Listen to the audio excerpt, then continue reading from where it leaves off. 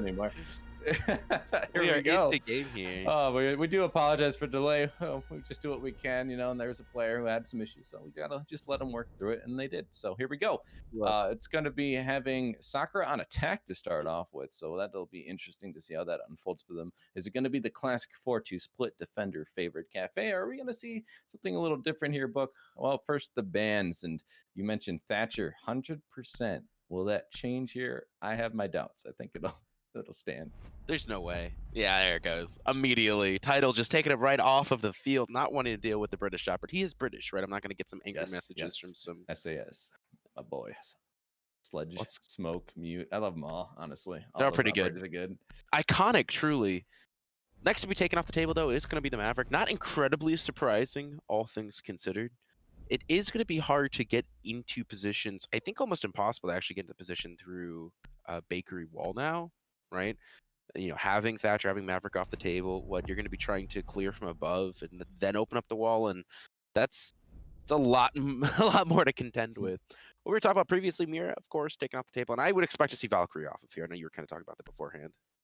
Yeah, I mean, anything else would be strange to me. I guess we'll find out right now.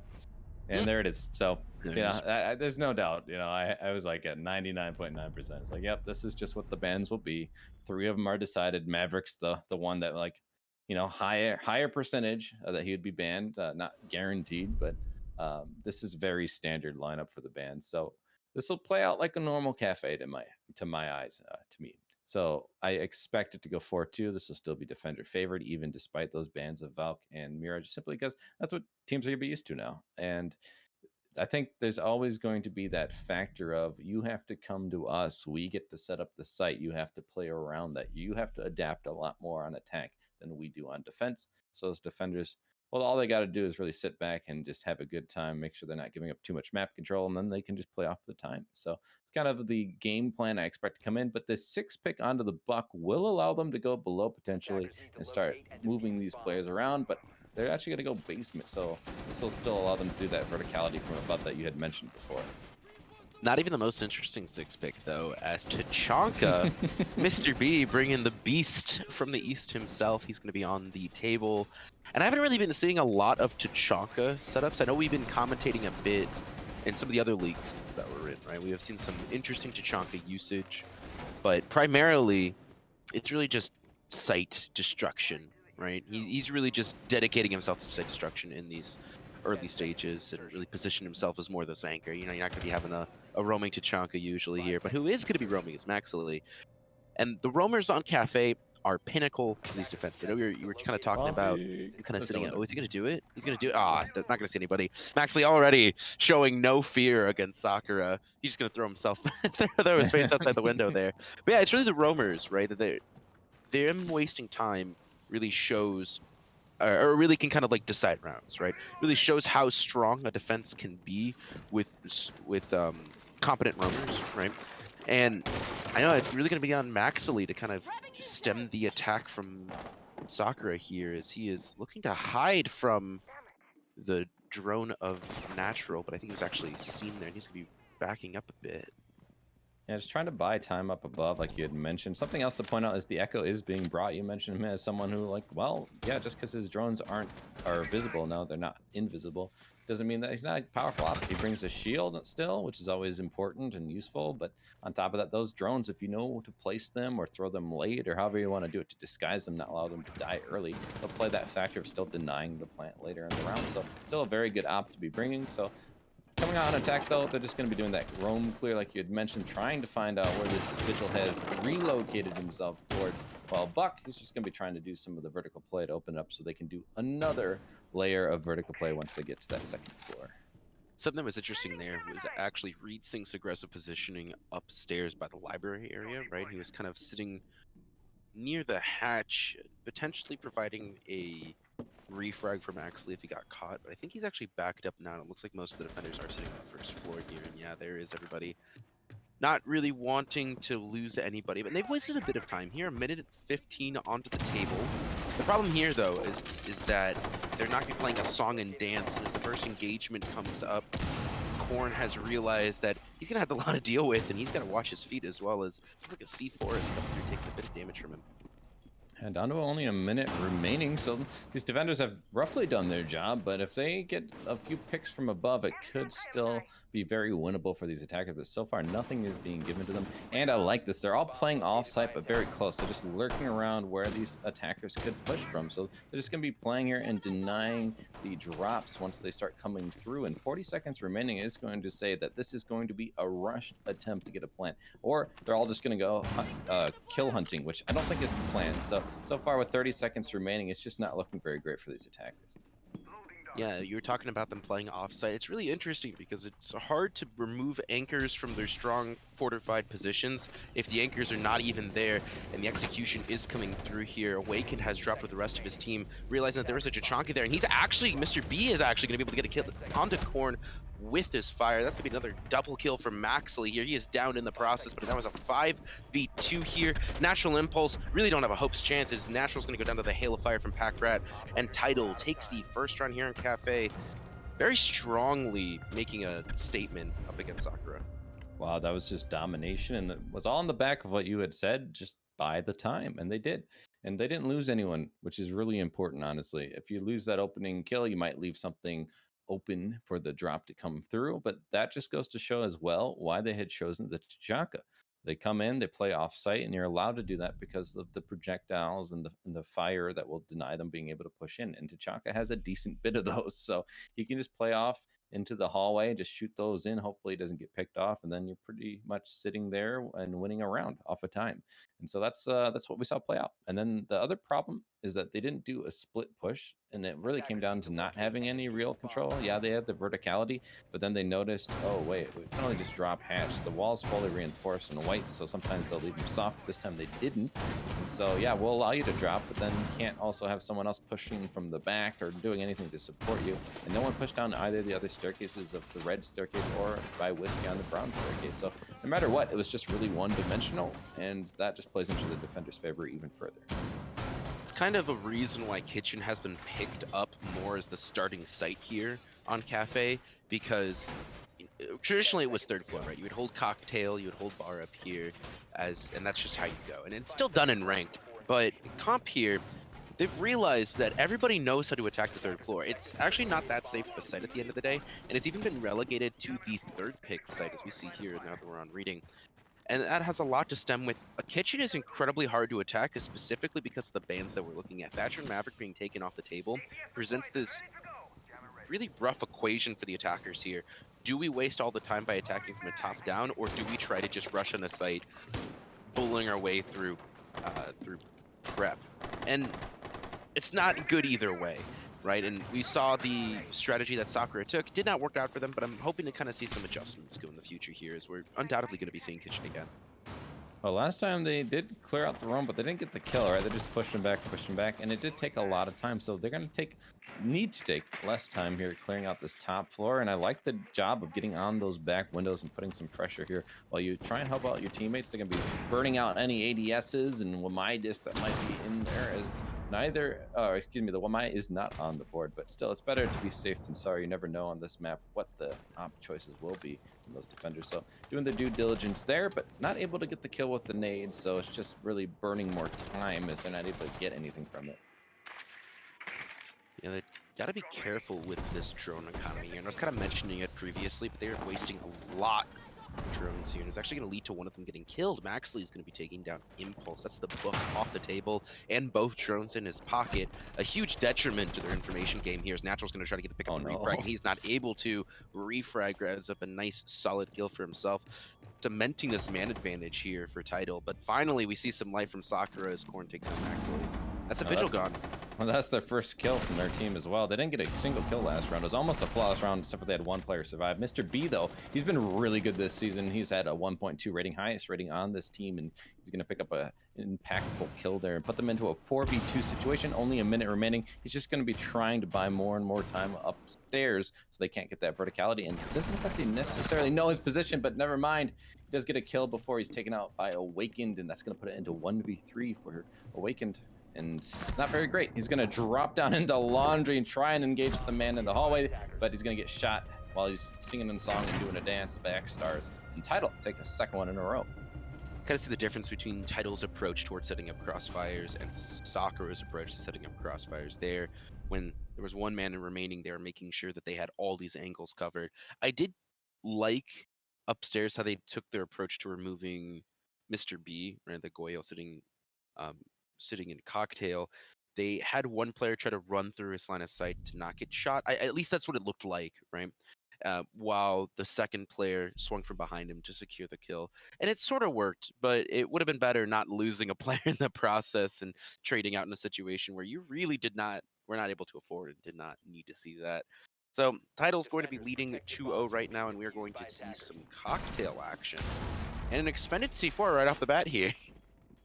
Yeah, it looks like they didn't bring the impacts that they probably would have wanted. You know, they have to use a C4 to open up that default plant little table desk area so you can see through it and deny that. But I feel like that's just the misplay. There is going to be impacts on the Melusi if you could switch off of the C4.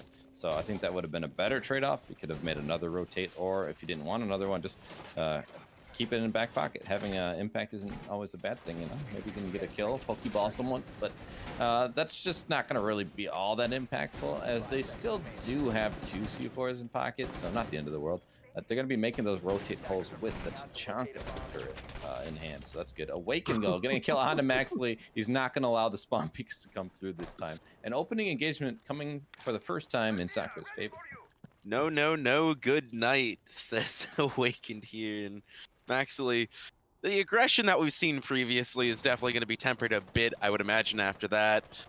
But even with that early frag, Sakura still needs to get inside the building and still needs to provide some pressure.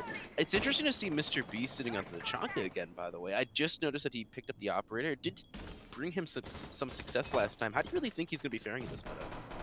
Well, Tachanka just got a buff recently too, with the changes. So his radius, I think, of the fire got increased. His damage might have gone up, but I don't know about that for sure. I know that the launch speed is increased as well, so it gets there faster. So a few different buffs are going to make him a little more powerful with his gadgetry. And then the gun has just always been pretty powerful. Reed going to get onto Corn, so it's going to even up that man count. And just time ticking away, it doesn't look like they're really getting much map control. Awaken getting taken down by Pack Red on the White Stairs, I believe, over there, and now it's going to put them in the man deficit for the first time in this round.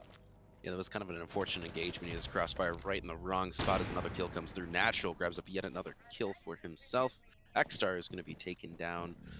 That was a 3v3. Looking a bit better here from Sakura, but the biggest problem with this attack so far is it's a little bit everywhere, right? They don't have a lot of coordination currently. They're trying to still set up a foothold, right? A jumping off point for this assault. They got a minute 20 left on the clock, so they have some time to play around with this as they are noticing that white is relatively clear here as Noodle's able to get some information there. The rest of the team really needs to be able to get in position. Impulse just gave up his positioning right here as he starts opening up at the floor right underneath Cocktail, try to remove some defenders, but nobody's playing in there. He's going to quickly find that out. Minute left on the clock here.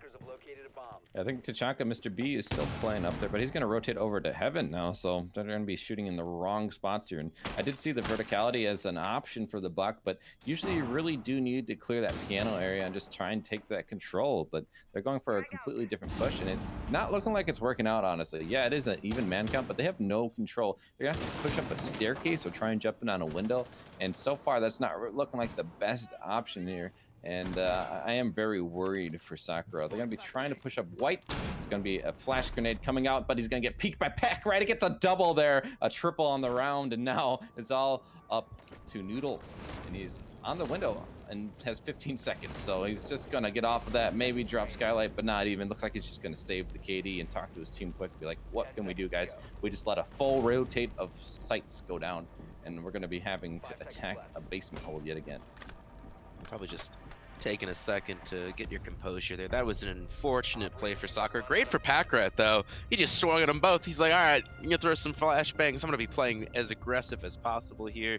And did him some favors as Tidal cements their already strong lead 3-0 over Sakura currently on Cafe.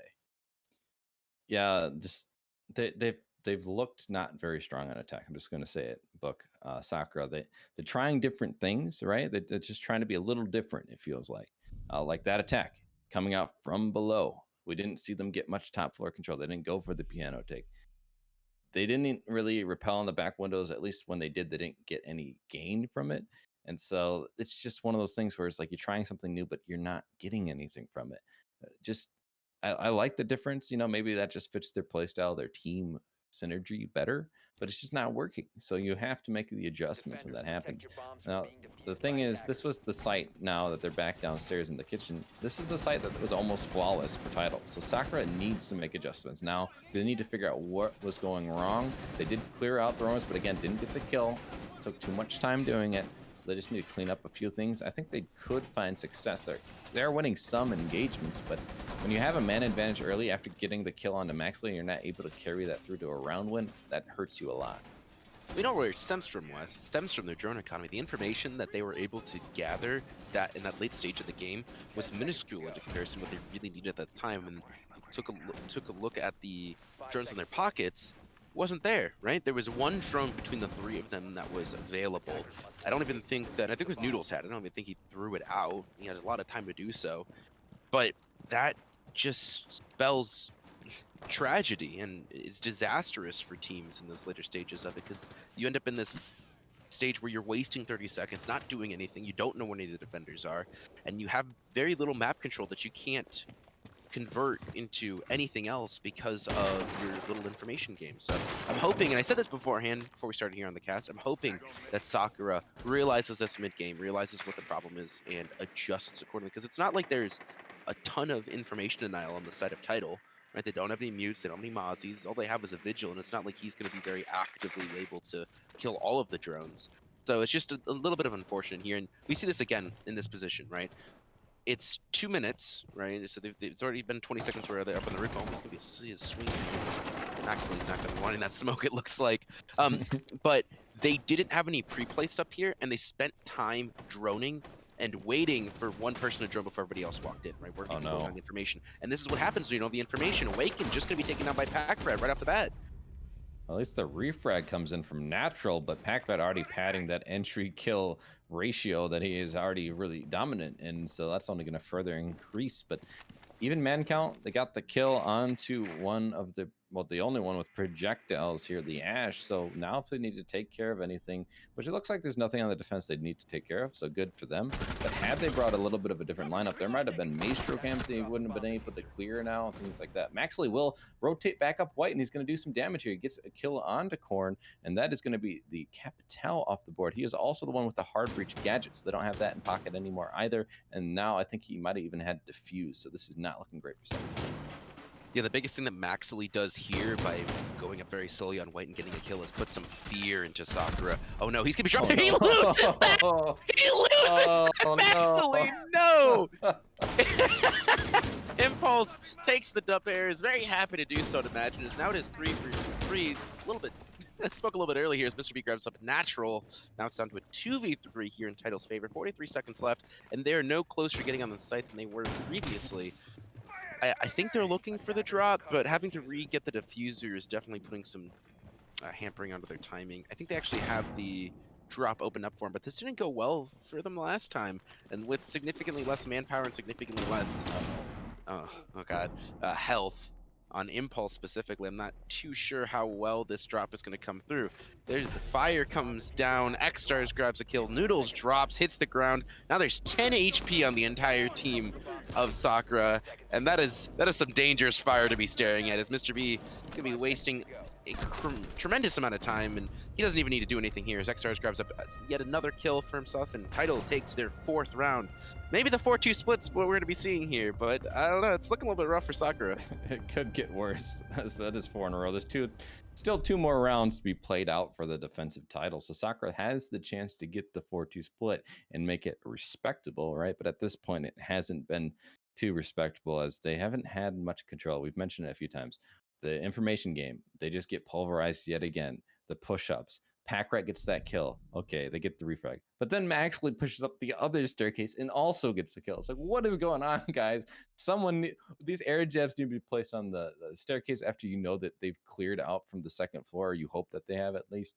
The drones need to be saved and placed in more passive areas where they're not going to see it. I feel like if they're doing live droning, and then they just get shot, and then they try and play off the information, but they're not close enough to the drones to do that. So it's honestly just wasted utility at that point. So this is where frustrations can start to happen. I don't know if they have a coach, but they might want to look into this a little bit, because this is looking rough for them. They need to clean up some of these things. So basic things like drone economy that you've been pointing out, but it really does tell the story. If they can't get the information, they're like walking around with their head cut off, right? Like a chicken, and they just don't know where to go, what to do. And we see that, well, Tidal knows exactly what they want to do. They know where they're going to be pushing from. All they have to do is play these power positions, which is staircases on Cafe, and then they just get the kills for it. You know, and this is the Tidal that we saw previously that took that 7-0 on Windstorm on a very strong hold here on Cafe. 5 seconds left. We already know, we knew going into this that it would be a rough matchup for Sakura. I think if you're Sakura, Use a bomb. you know, the mental game is super strong. A lot of games are won and lost by mental, as you were talking about. But I hope that they're not already checked out and looking at that second map. But it's definitely got to be something that they're at least thinking about, bare minimum, because this is looking a little rough. However, you know, we talked beforehand about Cafe being a defensive setup. It could just be that, right? They could just have a rough time attacking Cafe, and we're going to be seeing a resurgence onto the defensive side. But hopefully they were able to get around to really shore up some of the pressure, because that pressure sometimes gets to you if you're not careful.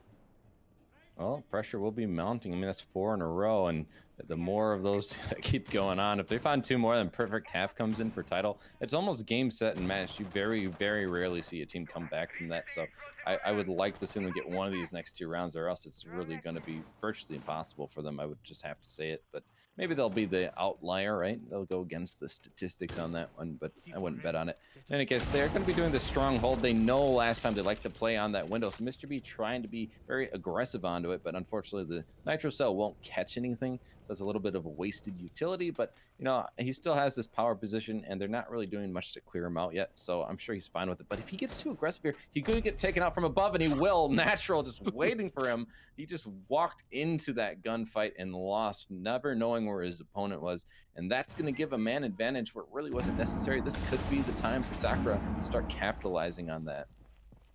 Yeah, it's even worse there. That C4 actually destroyed one of his Goyo shields, so he just destroyed his own utility and lost his life as more shots are coming down. Racing grabs 1 and 2, and X-Star grabs a 3rd for himself. Suddenly, it's now down to 2v4. The entire attack from Sakura, when looking initially promising, has just fallen apart before our eyes. Well, they're gifted a kill, and then they just said, hey, you know, we don't feel like we want to owe you anything, so we'll just give you 2 or 3 here. So they just pushed in, and I have to wonder how much information they had, because they just got completely stomped there. They didn't win a single gunfight in that whole engagement that just happened. 2 kills for Reed Sync, and now Maxwell is going to pick up another one for themselves. That's an impulse off the board, and yet again Natural on their own. And we've seen their players be put in this situation time and time again on Sakura. This time it was Noodles last time. This time it's Natural, but either way, it's not a situation you want to be in. It's a 1v4. 30 seconds remaining. He's just going to sit outside. I don't think he's even really going to try anything here, as there's no point. They're just going to talk about the next round here, and it's the round they really need, as it's going to be the last defense before they switch sides. You know, I was actually looking at the history on Cafe with that Windstorm match. It looks like Tidal actually 6-0'd Windstorm on attack initially, as X-Star is actually just taking down Natural here, bringing 5-0 on defense for this map. So they're very versatile as a roster, which really does look like Cafe is Tidal's domain. Yeah, it is so far. I mean, you mentioned before that they were dominant on it, and you said 6-0 on their attacking half. Now we might see them. It was their attacking, yeah. Yeah, so maybe they'll get a 6-0 on defense, just showing again they're strong. This is their map. Maybe that's just what it is. But the other thing to watch out for here then will be, what is Chalet going to be? Like, is that Sakura's map? Can we give it to them like that? Neither of them have played on it, so at least Tidal has that history of like, well, we're not that surprised, right? Like, oh, this is the one map they really, really dominated on. So it's okay. History repeating itself. Okay, that's kind of what we expect. Sakura has nothing on Chile for us. So we can't really give them the same benefit, right? We can't have the same expectation. But I guess the fair thing about Chile is neither team has gone there, as we've mentioned. So maybe that'll be the time, right? But, oh, neither of us have gone here. Now we get to just both make mistakes, and maybe Tidal making mistakes will be exactly what Sakura needs, because Sakura, I mean, we've already talked about it, they're making mistakes, so it won't be much different on the next map, but it could be very different for Tidal. Yeah, we're gonna have to wait and see here for that one, but we do have here is yet another hold cocktail bar, hold on the 3rd floor of the cafe. Previously, they utilized the Chonka to full effect, as well as bringing Goyo. And what this shows, and the Malusi, right? What this shows is a lot of space denial, and it's kind of a strong setup with this current meta, denying as much space as possible rather than info, because you can shoot drones, right? You can kind of deny info pretty naturally, right? Pretty organically. And this sort of operator lineup seeks to use that to full effect by not only denying their information, but also going to be more specifically just slowing down the attack. So slowing down how they're going to be taking pixel, right? Slowing down how they are going to be coming to the building, but not slowing down opening frags. As Awaken, yet again, he's actually having a little bit of a rough game overall, but his opening frags definitely do not show that. He is quickly refragged out by Packrat. X-Stars did not die in vain, it looks like, but this aggressive play from Tidal, this very aggressive roaming, really shows where their headspace is at. Well, they also know that they pushed him from below last time, so they are making the adjustments. We can see it in real time. They're already playing into, oh, what did they do last time? They brought a buck and tried to go below and pushes out. Okay, well, we're going to pull a Malusi here in reading. We're going to have 2 players below. One of them's dead already, yeah, but we can just keep playing here and aggressing. Now, that's another drone. It's going to be shot, and it's going to give a little bit of information, but again, no one's there to act on it, so it's really just going to be wasted. Yeah, that is an unfortunate position to put Sakura in, as Corn's not even in the building yet. He's just trying to figure out where these roamers are sitting. But again, this attack from Sakura is just working all over the place. They don't really have a coordinated strategy with how they're going to be assaulting the site. And it shows. It shows from how they're playing. Noodle is just running back and forth upstairs, not really, or on the roof, not really sure where he wants to be. Corn holding this window for close to 30 seconds now. It's not really doing much for his team, and it's really putting them in a worse and worse situation, as Impulse just sitting by pillars. I don't know, they're all over the place, Wes. Yeah, well, Packrat is too. He's getting a second one for the round, so that's going to put them into a 4v3, and it's going to give them the man advantage. And look at the drone economy. You mentioned it before, and there's going to be an engagement into the train room, and Impulse is going to lose it. Packrat coming out on top, took a lot of damage, but hey, whatever. He gets the 3rd kill of the round, and he's probably going to be looking for that ace now, as there's only 2 more to collect. But drone economy, look at only 1 in the pocket of Corn from the 2 players left alive. When that Ash died as well, they had 2 in their pocket, and now they're just off the board. Yeah, it's just putting them in an awful situation here. Trying to use the Capital for an execution, but if they're just planning on dropping here, I don't know how I feel about it. And Corn's gonna be the first one to fall as he goes down. Packrat has a quad to himself, and it's actually gonna be the ace from Packrat as he finishes out a flawless defensive half here by Tidal. Well, I called it. He's going for the ace, and he gets it. So good job, Packrat. He's having a good game here. But again, this is just Tidal showing their dominance, and then we see the same recurring problems from Sakura. No drones to work with. They get an opening kill maybe, but then they're not able to hold on to it for very long, and it's just kind of the same old story. And it's really sad, honestly, for them. But you know, this is the chance to turn it around, rewrite the story a little bit. We're halfway through. There's still a lot left to be done here.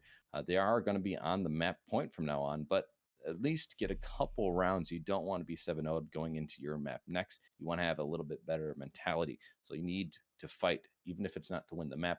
Fight for that will to keep fighting. Honestly, if you can't get around here, I do worry about what they're going to be like in the team comms going into that next map, which they chose. Attackers need to locate and defuse as many. Yeah, and that mentality really just makes or breaks teams at points. You do have the defensive half, it's going to add a little bit of reprieve, but choosing one of the weaker sites, statistically, starting off with, might not be the best in the start. Packrat already suggesting a knife fight. No respect to Sakura, that is just rude.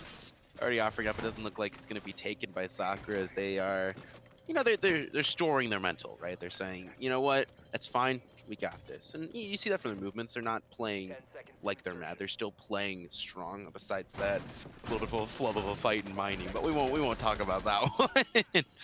But they're going to be opting for a more of a roaming strategy here down in reading, trying to make sure that the defenders do not get on to site for free. wasn't necessarily the Bucks' fault. It's kind of hard to fight when you have your shotgun out and you didn't really expect someone to be right there. It's a hard engagement to win, though. Maybe he could have stuck with the shotgun in hand, just tried to keep shooting with it. That's what a lot of players would do. But I think he kind of panicked, just tried to switch to his rifle, and it just didn't work out.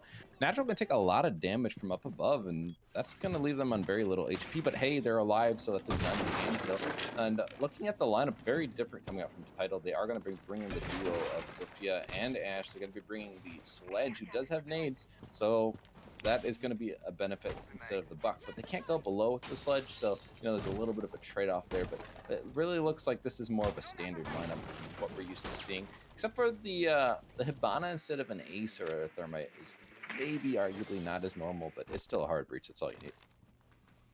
We can really see is some of the night and day difference between the approach towards droning here. Is only 2 drones have been taken off the table as we have 2 minutes left, and they've been getting a lot of information for themselves, able to really root out where these defenders are sitting at, and specifically where the roamers have been. On the other hand, Maestro being on the table for Sakura is going to provide some help here, is figuring out where the defenders or the attackers are coming from, but that's going to be the first black eye off of the table. Yeah, I think he still has one available to himself, if I'm not mistaken. Well, what's sad about that is I don't think they have the Rune Gate taken care of yet. So he didn't have to aim at them quite yet. I mean, if they're going to... Oh, now it's taken care of. So maybe they would have eventually got his drone, but he just was shooting at him a little prematurely. Could have saved the camp for a little bit longer, potentially, and then called out when they were going to be peeking it to try and shoot the charge at the camera, but instead they're just able to shoot it, and that saves them a charge as well. So they get to save a utility for it. But I'm not sure if it's really worth the trade-off. Now, the Renegade will be reactivated, which is the very fortunate part of Arune's gadget. Always going to be there, can continuously be reactivated, so that's nice. But they are going to be down some information. But a minute only remains, so they are buying a lot of time here. Yeah, I was going to mention that because Tidal, while they the initial explosiveness and their good economy when it comes to their information has been there, they have not pushed onto the site much, and they're going to be punished for it as Mr. B gets taken down in Resync very soon to follow. Noodles on a killing spree here, 2 kills to his name, and the attack from Sakura, or from the attack from Tidal, is just looking a little bit weak here. Packard able to finally take down Impulse, but still the bullets are coming through as Noodles grabs up yet another kill from Self and Maxley. Now it's Tidal's turn to look a little bit lost of what to do. Yeah, 2v4. They do have 2 players on very little HP, so if they could get these kills, it could help them. That's going to be 1 from X-Stars on to Natural. Now it's going to be X-Stars moving in, but Awaken's going to take him out. Packrat gets the refrag, finds a second one, but it can't get the third. Korn's going to shut him down, and Sakura will get their first round, and the first round of defense goes in their favor. That's going to start bringing it back a little bit. That was getting close at the few dying seconds there. Packrat did not want to give up. Yeah, the last skin available was able to keep them into the game, really trying to claw themselves back to it. Very promising for an overtime here, Wes, truly. But this is really telling about Sakura's mentality. Yes, they got 6-0'd. It's never nice to be 6-0'd, right? I think that it's not incredibly common in the comp scene to see that. You typically get a couple rounds here, but even though they got 6-0s, they were still able to shore up a bit and kind of secure themselves around. That might speak more to Cafe a bit more than to the mentality and play of Sakura, but getting an initial win on one of the weaker sites on Cafe and then transitioning to one of the strongest, it's looking a little bit promising here. They'll at least get a couple rounds from Sakura, bare minimum. Well, they're going to go to that basement hold and kitchen, and you said this is now the strongest site, arguably, and I do tend to agree. I think the flexibility that you have with the roam game here, I mean, you got the 2 floors above you to mess around with, buy more time, and if they don't clear that out, you can hold lines of sight from above. We've seen that plenty of times. People try and push in through prep, they don't clear above, and then someone's just sitting above and trained looking down and gets the kills. So you really do have to clear it out. There's no real other way of doing it. So knowing that's the way at least that the meta plays itself out right now, it does allow you to have that flexibility of, I can attack the attackers in a lot of different ways on the defense, while the attackers are kind of stuck in they're stuck with very few options for how they want to approach this site. Right, and we were mentioning beforehand about how tricky it is. So we're going to see Tidal's approach towards it. They are bringing the Hibana, whose changes have really turned her into, I would say, a powerhouse, but it's just really that she's utilized a lot. it made it more competitive when dealing with A's, trying to pick and choose who you're going to be bringing. But because typically you're not going to be looking to bring two hard breachers onto this map. At least I don't generally see it outside of this site, maybe where we have seen a bit of Thermite play, but that's only when Thatcher's on the table and he's nowhere to be seen, unfortunately. Attackers have located a bomb. The attack from Tidal is coming in a little bit slowly, but they are taking their time running out, realizing, hey, Sakura took a map. If they can take a map, they can, or took a round. If they can take a round, they can take a map. So we should give them at least a little bit of respect here. So they're going to be trying to take it a bit more slowly here as they're looking to just root out any roamers there might be. Yeah, they're taking their time. They're just going to be clearing. Maxley's going to get that opening kill on to Awaken, so that's going to give them that opening kill that they want. The Jaeger off the board, but you know that's not a lot of utility wasted on their side. Obviously, the Jaeger's that plug-and-play operator, so he's the one. If you're going to lose someone, he's probably the one that you're okay losing, especially now that his gun isn't quite as good. That recoil, it's not horrible, but it's not necessarily the easiest thing either. So that's something to be aware of now. His utility in the frag game is not going to be as high, but the attackers really clearing out the two top floors very quickly here. Over a minute remaining. Sledge is already starting to get the work done. And on the defensive side, they're playing the more classic hold of having someone in the Christmas tree area with the shield.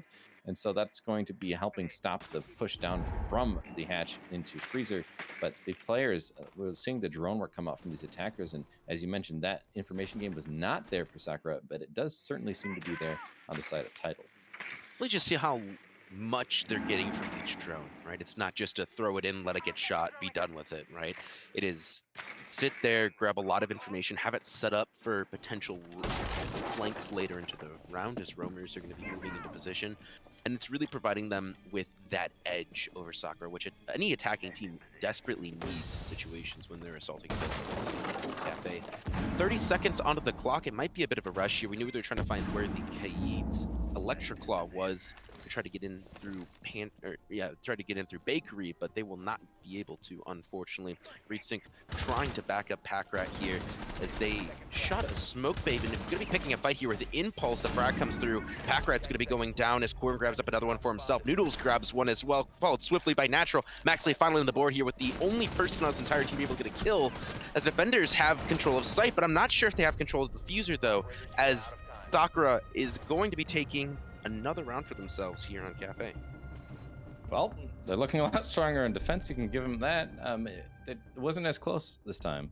We saw the Tidal try to resurge in those dying seconds of the first round, but this time it's not really going to happen. They're going to get shut down, and really a lot of it was Impulse playing in the whiskey bar area, and he gets that kill that really stops the push. Now, had they got that kill there, it would look a lot better for the attackers. Not great on time still. The time was certainly killed by Sakura in a very successful way, but that kill really is going to spell the end of the round for them, as they're not going to have the manpower they need or advantage in the man count. So I think that was probably what I would consider the tipping point for where that round just is not winnable anymore by Tidal.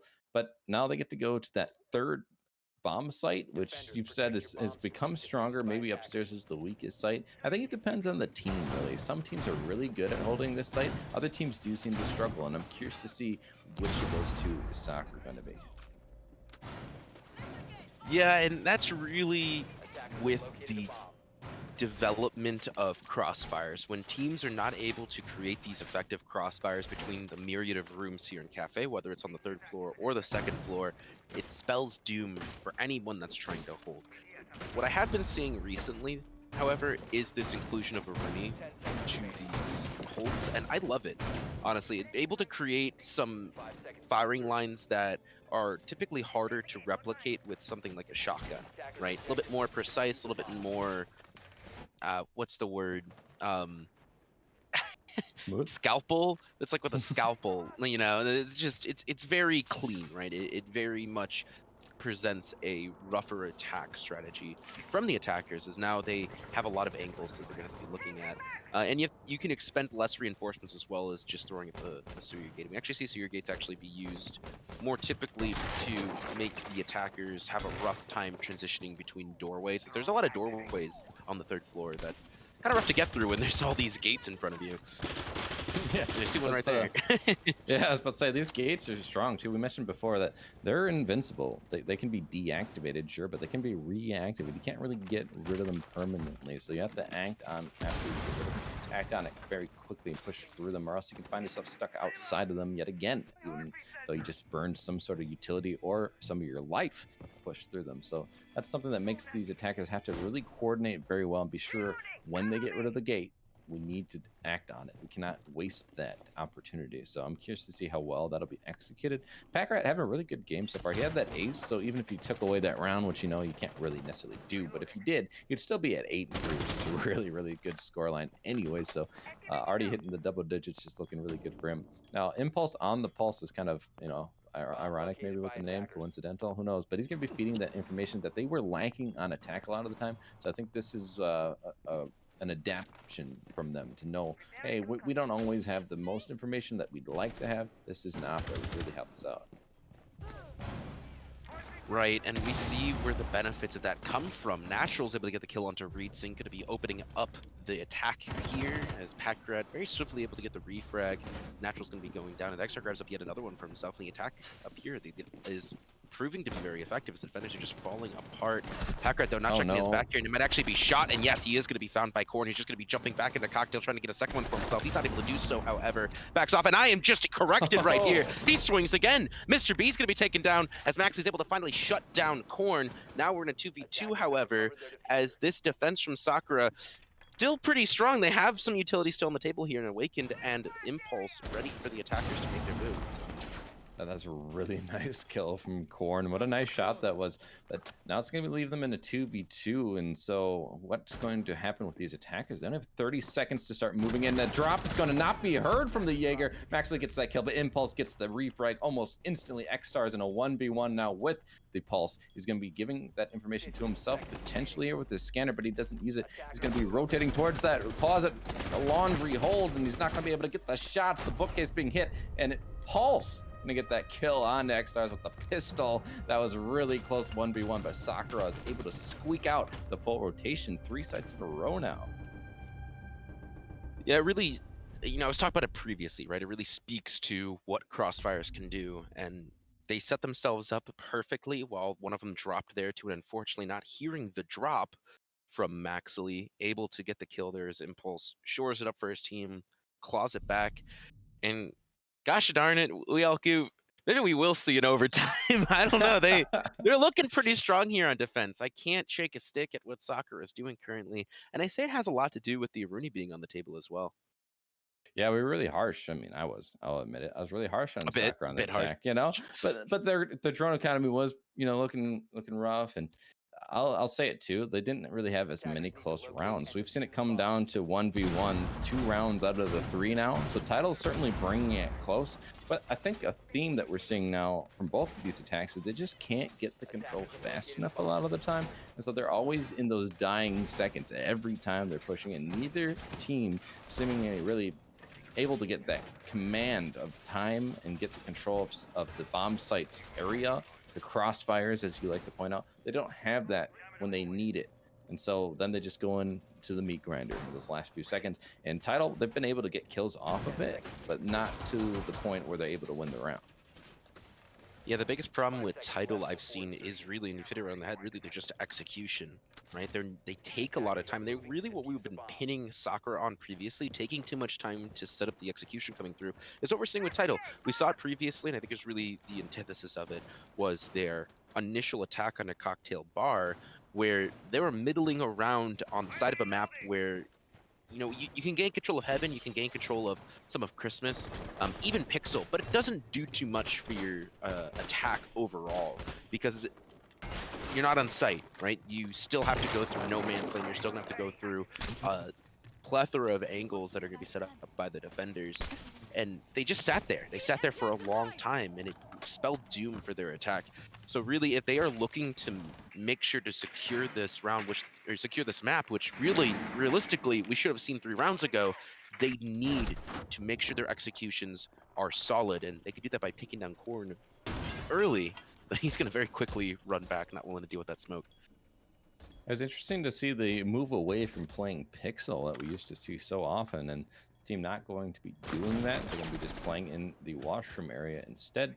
It's an interesting choice, but certainly it does give that control of the piano pretty easily, depending on where the lines of sight are going to be opened up. But it looked like they fully reinforced both the freezer and the washroom wall. So if these attackers want, they can just push into piano. But with that Rooney gate and these Malusis and everything else, it's going to still not give them all that much that they can do with it. My suggestion here for these attackers would be throw in some stuff from above. Make sure you clear out ADSs and then just use your grenades from above to try and get these walls opened up. But it looks like they already cleared it, so they're able to get the wall opened up in the freezer, it sounds like, which is exactly what I was thinking they should have done. And now they are in a good position. Packrat getting that opening kill again. Now they have the man advantage, and they have lines of sight that they want. Yeah, they actually have been having problems with opening frags here ever since round 4, while they've been able to still claw rounds back from it. An opening frag spells a lot of problems for a team if you're not able to bring that open to yourselves here. So it's nice to see that Packrat able to start off this round strong. Let's hope to see Tidal really convert that into a win here. Mr. B picking a fight downrange with Natural, willing to back off there. Not looking to fight the smoke, but Natural's able to get Maxily down, and that's the Ash taken off the table.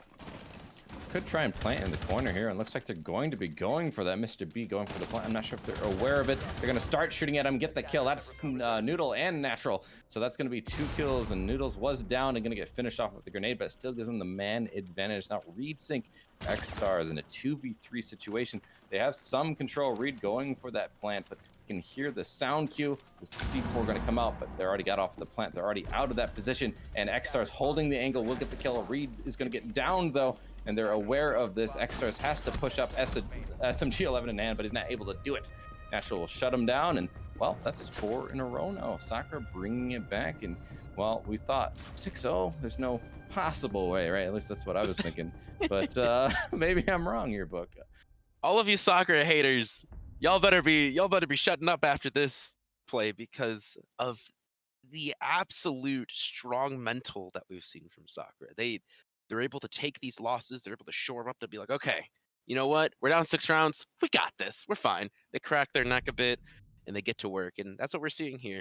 Going back on to Kitchen, not too many changes here on the defensive half. They are going to be trying to introduce the Wamai. Potentially, I'm not sure if he's going to be 6 picked off. To see the Wamai a bit because he's not been used as much as he used to be. I love Wamai. I was just gonna say, yeah, it's awesome. That's what I was gonna say in the comment because I like Wamai a lot. I think him in tandem with the Jaeger, especially, just denying so many of the projectiles and the clearing that they like to do on a tank. And if you have a shield and even the Malusis, things like that, or if they tried to use a destruction to get rid of a cage charge, for example, all that's really going to be hard to do with the projectiles. You have to use the bullets now, and so that's going to make it a little bit harder to get things opened up and get some positions cleared out.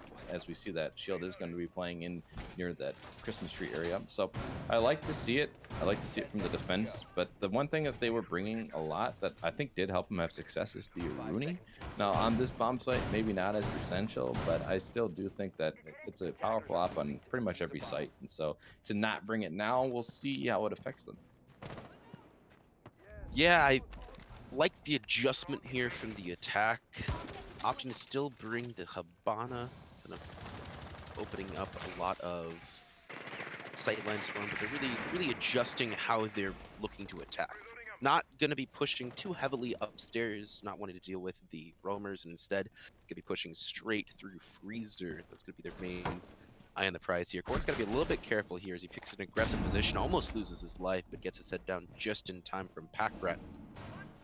He's able to back off here, and his hard position in bar is really proving to be a thorn in the side of the Tidal's attack. It's funny because he's the one who took damage last round and didn't get killed either. He was the mute, right? So he's always getting hit in the opening, but he's just never going to get taken out. He just continues to persist and annoy these attackers. We're going to see Mr. B. He's going to upside down repel, trying to get some shots inside. He does see someone is playing in fireplace, but doesn't have the greatest angle on it, and he doesn't want to get too aggressive on it, or else he could lose his life. So their defender does have time to get away, and indeed they do. So a missed opportunity perhaps from these attackers, but no kills coming in yet, and we're almost getting halfway through the round, and with these roamers on the board, they've killed a lot of time as well. Yeah, Tidal looks a little bit lost with their attack as they're going to be losing one person already. Awaken takes down Packrat. Racing tries to get the refrag here, but Impulse is able to run back down Red, not looking to pick up a fight with them, and I think that was a very smart move here. Yeah, the attack from Tidal, they're a little bit scattered right now, right? They really need to just understand they lost their opening frag, able to shore that up and kind of root out these roamers, and they just have not been able to successfully do it, as we still have Awaken sitting upstairs. There he is. He's finally taken down by X-Stars. Does even up the man count a bit, and probably a sigh of relief here coming from Tidal. It's interesting to see one player, and it's Packrat, and he's off the board now, but he was like one really stepping up early. If you look on Sakura's side, there's no one who's like really standing out super above the other ones, right? It's like 8 to 4. It's not that big of a difference in comparison to 15 to 4 on the other side. So it's just interesting to see how one side can have a star player, but the other team is bringing it back without anyone really needing to step up. They're all able to just work in tandem and just work as a team to make this happen. And so far, they're having success. 30 seconds only remaining here, and the attack still in a 4v4. Not a lot of control being shown for them. Not any kills coming out from above either, so it's not looking great for them. The first smoke bait coming through from Noodles. He's going to throw his second one with 23 seconds left on the table. That only leaves a small time for the execution from Tidal. Trying to throw a frag grenade, trying to keep these defenders out of their positions, but they don't really have much information of where they're currently sitting at.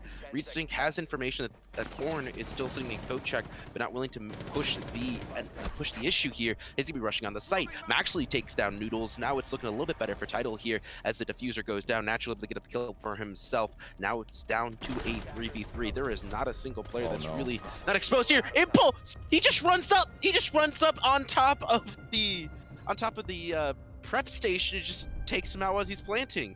I think he walked in from double door and he just didn't hear him to his right. I don't know what happened there, but just not the coverage necessary. You only have 2 players in cover, one stuck above the sledge using the vertical holes they had created, but just you have to watch both the back area of Freezer, which was already opened up by the defenders, and that's part of the reason they do that, right? So they can have that rotation back, and it just proves fatal. There's too many lines of sight they have to watch out for, and just all you gotta do is get a kill at that point. We're already at 0 seconds, and Sakura up to 5 rounds in a row now. They're going to be looking for the last one. That'd be 2 6 in a row's book, which is almost unheard of. And then we'll go to overtime. And well, after that, we know that whoever's defense is going to be in the driver's seat.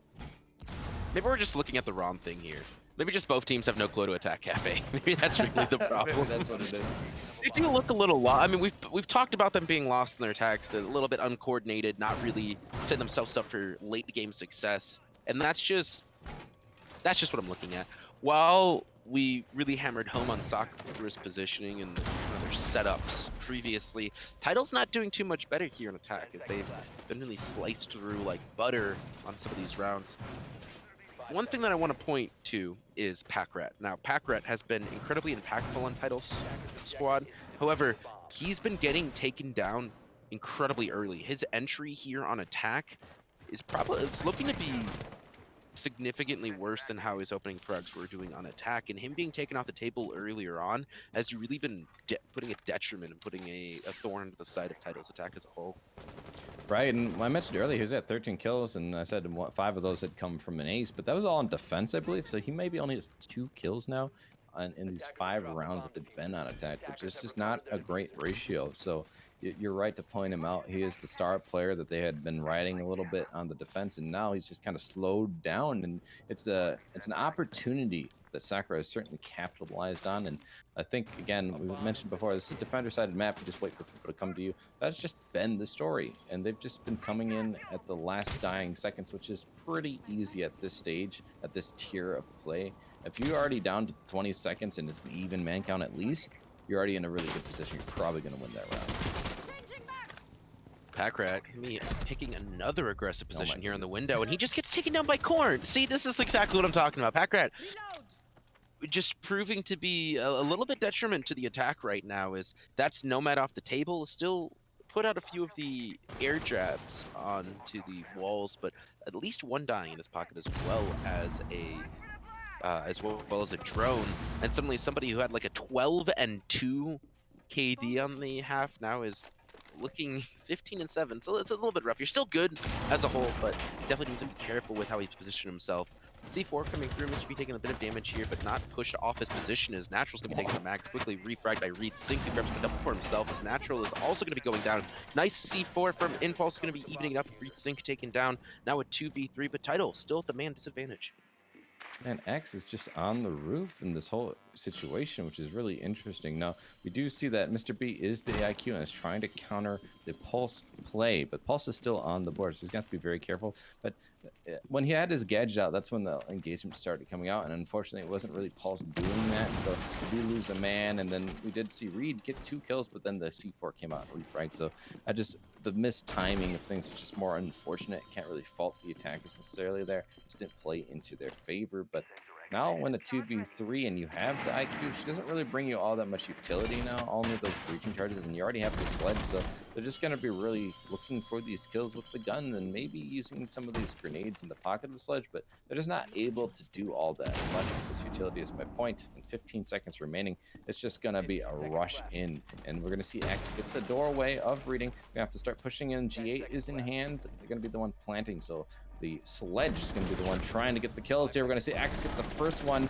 Mr. B will get the second. Almost a refry coming out, but it will be in time. X does get the kill on the core, and they win 7-5 in a narrow last round. Oh my lord, Book. That was so intense. I was going to talk about the patience that we see from Sakura, because up until that final few seconds in the round, the patience from Sakura was really just winning them the map. I would say overall the map, but they decided to swing. They swung one at a time too, and they played right into the hand that Tidal presented them. And very smart plays by Tidal, faking the plant, having 2 guns on the table to win gunfights and trade off as needed, proved to be incredibly strong for them. And not quite able to bring it to overtime is Sakura, but they were pretty strong as well. I think that this series is going to be a lot closer than I think a lot of people were imagining when we first got into it. Yeah, it really will be. I mean, just think about it. That was a 6-0, and it became a 7-5 win for the team that started with the 6-0. So really good job. Sakura, you mentioned it. They have that perseverance. They have that resilience when it didn't like affect them mentally. They were still able to play a really good game. And you mentioned it, that last round could have easily been them. It's a 1v1. They were playing it well, it seemed, but then at the last moments they just quickly peaked, and the plant was a bait, and it worked really well. They get 2 kills off of it, then they're in a 2v1. The refrag comes in, but then X Stars knows his position. So it's all the whole, how does that situation playing out? Well, the attackers baited them in, and they bit, and unfortunately that just that spelled the end of their run. It's just a really good run, but just not quite able to make it to that overtime that they probably really wanted. But that's the first map, and it was a really good one. A lot closer than we expected, like you mentioned. But do we have a break before the second map? Yeah, we're going to transition into Chalet here in a bit, but we're going to be gone for like 3 minutes, so don't go away. We'll be right back.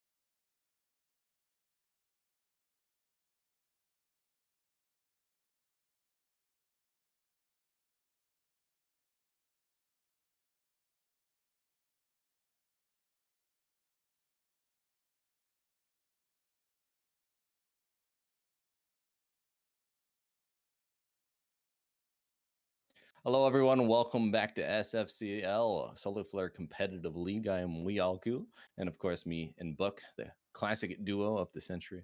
No. The boys we're are just old back. men. We're back. The Yeah, Boomer and the I don't know what to call you, the Booker. We're the boomer, the boomer and the booker. You do away with words, Wes. I have to give you that one. I try my best. Well, that was a pretty fantastic start to the series here, and I think it's a series that we're going to be seeing going to map 3 if both teams can play like that one, Wes. Oh man, I did not expect that after seeing the 6-0, right? I don't think most people did, but that was really good. Again, I want to give Sakura credit. I discounted them early, but they showed resilience more than most teams probably would in that position. It's just really hard. So kudos for that. It also wasn't their map choice. So to bring it to 7-5, not on their map, still really good job. Now, Chalet here, though, this is where things are going to be where the wheels, the rubber hits the road. Is that the right phrase? The I don't know. rubber I don't know hits my the road. Yeah, I I think don't know my so. phrases anymore. I'm just a boomer brain, getting them all mixed up. Where the wheels meet the feet, or I don't know. I'm just gonna say random things. That's how it goes. Wheels hit the tar, something like that. But Yeah. yeah, something of note, really quick. Looking at these maps that are coming up, the breaker is Clubhouse. By the way, for those of you just tuning in, we just saw Cafe. We're now on to Chalet. Sakura is attacking for all 3. Oh, well, that Yeah, is interesting. it's definitely interesting. We're beginning Well, into game here. Going into bans. question. Yeah, answer. Since I feel like we're going to see the same band. Now, if something pops up, we'll talk about it, of course. But I do want to say some teams have come out and said this is attacker sided. Recently, I believe it was it Uno? Someone on G2 had come out and said they actually think it's defender sided if you just know where to position yourself. So I'm curious, what do you think? And I'm also wondering if we have the statistics on the map of attacker and defender. Let me see if I can find some Have of those that. been released yet? I'd be very Mm, surprised if they were released Maybe yet. not. What I've been looking at, so I've commented this map a few times, right? And the one thing that's been seen is how viable most of the sites are. You still see people going to basement, but it's not a site that gets brought out all that often these days because of the amount of, I would say, the amount of avenues that you can attack from. You can open up the roof, for instance, right? So you can kind of be seen there.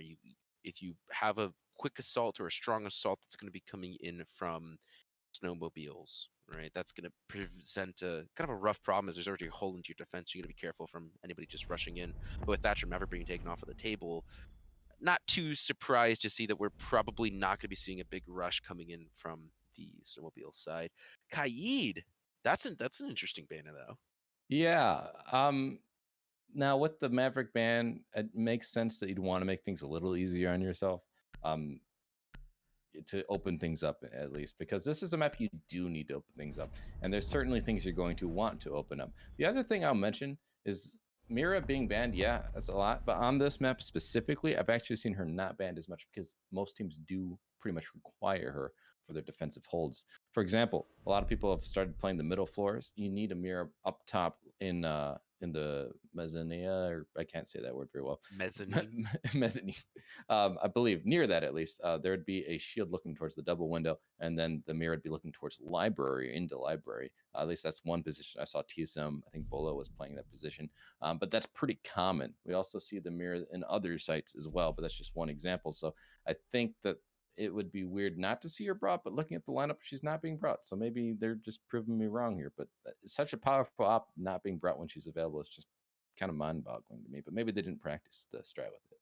Well, something we've been seeing brought a lot more is actually Frost. Her meta, Oh or yeah, her place in the meta, has been incredibly shifted since this last half of the reworks coming through. I really don't see her not brought on Chalet. Actually, she's just kind of a mainstay for this map now. yeah. Well, the shield and pocket, and then you have the backup shotgun, which is really the improvement that had seen her skyrocket in the pick rate. That's really going to be the reason. Shields are always good. I think people have realized just how powerful shields are, especially after that utility meta.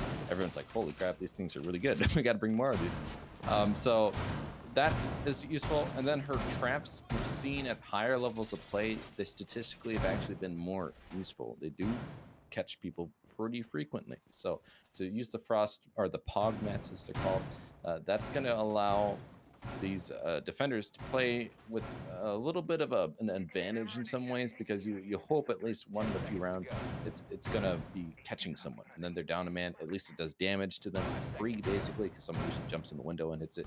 Things like that are always just gonna give you slight advantages on defense. And you mentioned there's so many angles on this map for the attackers to push and hold lines of sight from.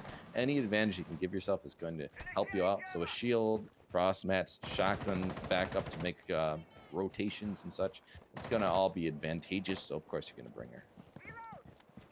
Yeah, I guess I can't argue with statistics, truly. He's a little bit late to get his frost map set up, actually. He just put down a second one. Packrat gonna be a little bit quick on it. But we're gonna be opening up with a kitchen and dining hold here from Sakura with a very heavy upstairs presence. The attack's looking to come from Trophy as Impulse checking his feet there, gonna be jumping into the window, trying to get some aggressive positioning there. And there's a frost trap that just got pinged down, and that's gonna be one off the table already as some shots ring through. He's gonna be careful about the player that's currently playing in the office area. But there is some hatches available, right? There's a hatch sitting there so that you can kind of like drop through if needed. So there is an escape route for the defenders of Tidal to get out of, which is good. You never really want to have your roamers playing to die if you can help it. So it's nice to see them kind of take that sort of approach here. Something that I want to notice really quick here before we transition, the drone economy from Sakura. Look at it. It's glorious. Yeah, a lot better than the last map, that's for sure. Background taking some damage. Not sure where he was at, but the information still being able to be gained from all those drones and pockets, and probably in good positions, you'd hope. That's going to allow them to have a little more success than we saw on the last map, which was none on attack. So any round one here will already be an improvement, but hopefully they can get it here on this first round. That would really start things off. This is their map choice. They're certainly looking for it. You mentioned this is a middle floor hold. I mentioned how that had been more prominent in these days, and this seems to be where a lot of teams are starting to favor, but the hold is going to be strong as the minute is only remaining, and the mute jammer is going to be stopping hard breach. But now they finally get it off the wall, and things will start to be opened up. They still haven't taken much top floor control though, and that's my concern. Yeah, hell has been opened up and the shots come through. Ritzig and Packrat both downed one after another. Sakura's attack looking kind of strong currently. It's going to be down to the remaining players here, specifically Mr. B, who is the only one on site, is Maxley sitting upstairs. I'm not quite sure where X-Stars currently is at, but I think he was last seen upstairs as well. He's just going to be holding on by himself. The first lesion that we've seen this entire series, and his position has been given away, and he's going to be careful with the swing.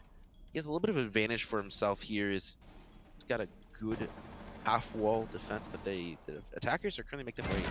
His corner's now setting up for the plant, and it's going to be taken out by Mr. B. No sort of protection coming through. His Impulse takes a little bit of damage here. Mr. B swing is going to be taken out by Natural. Now it's down to a 2v4, and the rest of the attackers are nowhere to be seen. Maxley, though, going to be grabbing one of them to himself as Noodles gets taken down. He actually grabs a second one as Impulse also goes down. And oh no, X-Star's right from behind. That's going to be taken down awake, and it's all down to Natural in the post plant.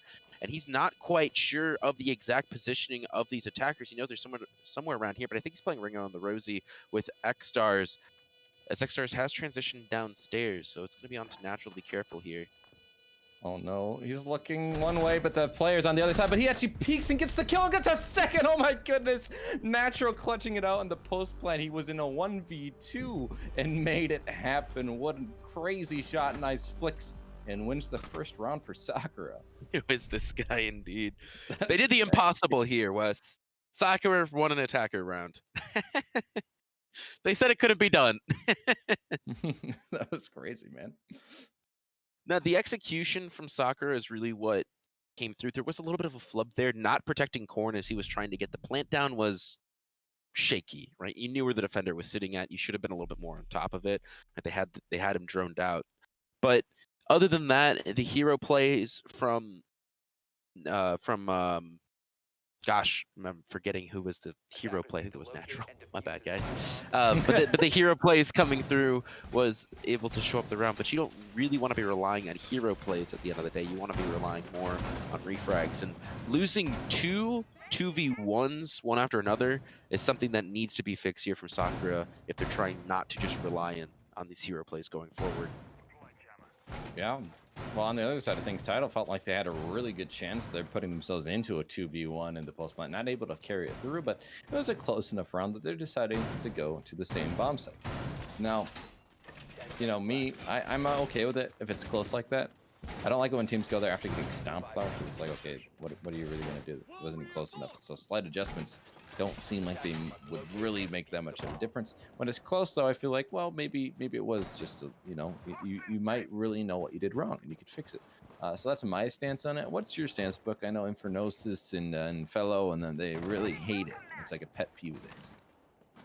Sorry, they hate what? I mean, just I was thinking about something else. I apologize.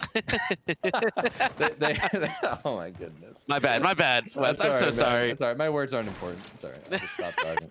No, they hate it when people go back to the same bomb site after. Oh no, dude! I talk about this all the time. I also hate it. It's such a bad play because you show your hand, right? You kind of shown what you're going to be doing. We don't really see any adjustments on the lineup here, and I doubt Sakura would be like, oh yeah, they're going to have some major adjustments, right? And it's really a poor strategy. Sometimes it works out, especially for these teams that come from ranked, right? Because the rank strategy is you lose a site relatively close in that situation. I think it was relatively close to run it back, but showing your hand in comp is a bad way of going about it. And this is just kind of goes to show for it as we are already, it's about 2 minutes in, and the attack from Sakura is already incredibly farther than what they were previously. They haven't gotten any kills themselves, but they know where the defenders are going to be sitting at.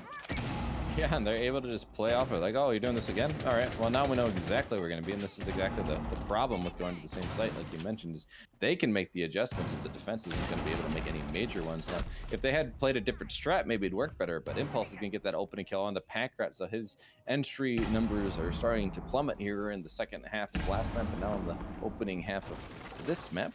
But that still gives them the man advantage. The run out from Maxley doesn't net anything, unfortunately, and his position will be given away. But I think they already knew where he was at. He's going to be the only one really holding and bunkering down above, though. So these attackers, if they're aware, could start to pounce on him, try and pinch him from different angles. Yeah, and he was holding up here in Piano basically the entire round last time, so I think that they were okay ignoring him for the most part right now. Noodles, however, is going to be taken down as the plant is uncontested at this point in time. This Corn is able to stick it, it looks like. Natural's going to be trading off his life for it, but Impulse gets a quick refrag down on the Mr. B. Maxley coming down from the Piano, able to get a kill on the Impulse's retink, turns around the corner, grabs up Corn. Now we're down on a 3v2. However, Noodles is downed and just finished off here. And it's the frost trap. It's the frost trap, man. You were talking about it beforehand. Comes into play sometimes. He is actually going to be finished off by X-Stars. Recent gets the defuse here and Tidal, able to grab up a round for themselves. They ran it back. They were successfully able to do it. I still don't like it, you know? Well, you really shouldn't like a defensive round where someone gets a plant down. It's not really in the plan book, right? Like, you don't be like, well, okay, guys, they're gonna get the plant down, but we'll get the retake. It's all right. It's like, you shouldn't let them get to that point. I mean, very rarely would I think that would be a strategy, because you're putting yourselves in a disadvantage because you have to play time now versus the attackers playing the time. So it's not a position you like to be in. Now, kudos for them. You mentioned it. They won it. So, I mean, it worked out, but it was still a very dangerous game to play. And, well, if they try it again here, let's say they lose a bomb site and they go do it again, it could burn them a lot worse next time. So something to watch as we move forward. But they're going to be 6 picking over to the Wamai. And I mentioned before, middle floors are starting to be more dominant, and we're going to see bars now as the bomb site. So I like this in a certain way. I like the middle floors because I always like to see the verticality come into play. I like to see the hold up stairs, just like on Cafe. If you're in reading, I like to see them holding it above. I think it just makes the game more dynamic. It's more fun to watch. So I do like the fact that they're giving us a good show by going to these middle bomb sites. Yeah, this has actually very quickly turned into one of my favorite holds, one of my favorite sites overall, because of much of a Fort Knox they create on this games bar site. You play upstairs, you hold in this area on the second floor here. It's the it's kind of like the sky area, right? You kind of hold up here outside a trophy, and you're really able to prevent the attackers from even getting a foothold into the building while being pretty safe at the end of the day. And they have to bully their way into trophy, which when you have a frost on the board is a dangerous thing to do. So we're gonna have to see how Tidal plays it, but over the course of the matches that I have commentated, this has significantly been statistically the best bomb site to hold. It has been, and I've seen it in Pro League even. Teams have really liked this bomb site, and this is one of those ones where Mira's on the board. You could easily have had a Mira helping you out look in towards the library when you're in the mez position with the shield, and the shield's in the exact same spot as it would normally be anyway, so that's what's really puzzling to me. They could have brought that, but maybe this is the lineup they like more looking at it right now. I mean, the Lamai and the Jaeger are going to certainly help hold out these shields. They're not going to be burned away as quickly, at least. Take them a little bit longer to clear out these players and start getting the positions to get that take from above, which you certainly need to do before you try and get the bomb site. But I don't know how well it's going to work out. Someone could rotate over to the library and start harassing them there. They don't have as good of a hold there. Yeah, the pressure here from Sakura onto the defenders is significantly slowed down. They're having to take some time to draw out. You already know that somebody's going to be playing on the shield by the stairs. That's actually going to be Reed here. And putting Wamai here is actually a pretty strong proposition, as he's able to hold down this site all by his lonesome. Multiple stairs at the very least. Maxley, though, able to get a kill. And he actually grabs a double for himself. And if the attack from Sakurai was looking rough beforehand, it is looking down bad indeed right now. Three left their name. Make that 2 as Max just cuts through this team like butter. He's trying to grab the quad for himself, but it's actually going to be Natural that is down by Packrat. He's not sure if they're on the window or not, and he does get shut down. However, while Impulse does grab the kill for himself, there is a lot more to do on the map still.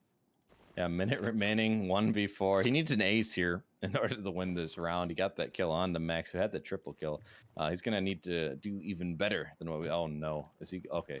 That was really scary. I thought he kind of got glitched there and stuck in the air, but looks like that was just a momentary lapse in the game's feed to us. So looking at him, he's going to rotate over into Trophy, see what he can do over here. But unfortunately, this is just a guessing game at this point. Not enough information for him. He's going to be trying to find out where these defenders are playing. Bullet holes are going to give away his position, though. He takes a lot of damage, getting shot even from up on the stairs, and finished off, actually. Mr. B gets the shots through the wall, and a nice clean round coming out from Tidal.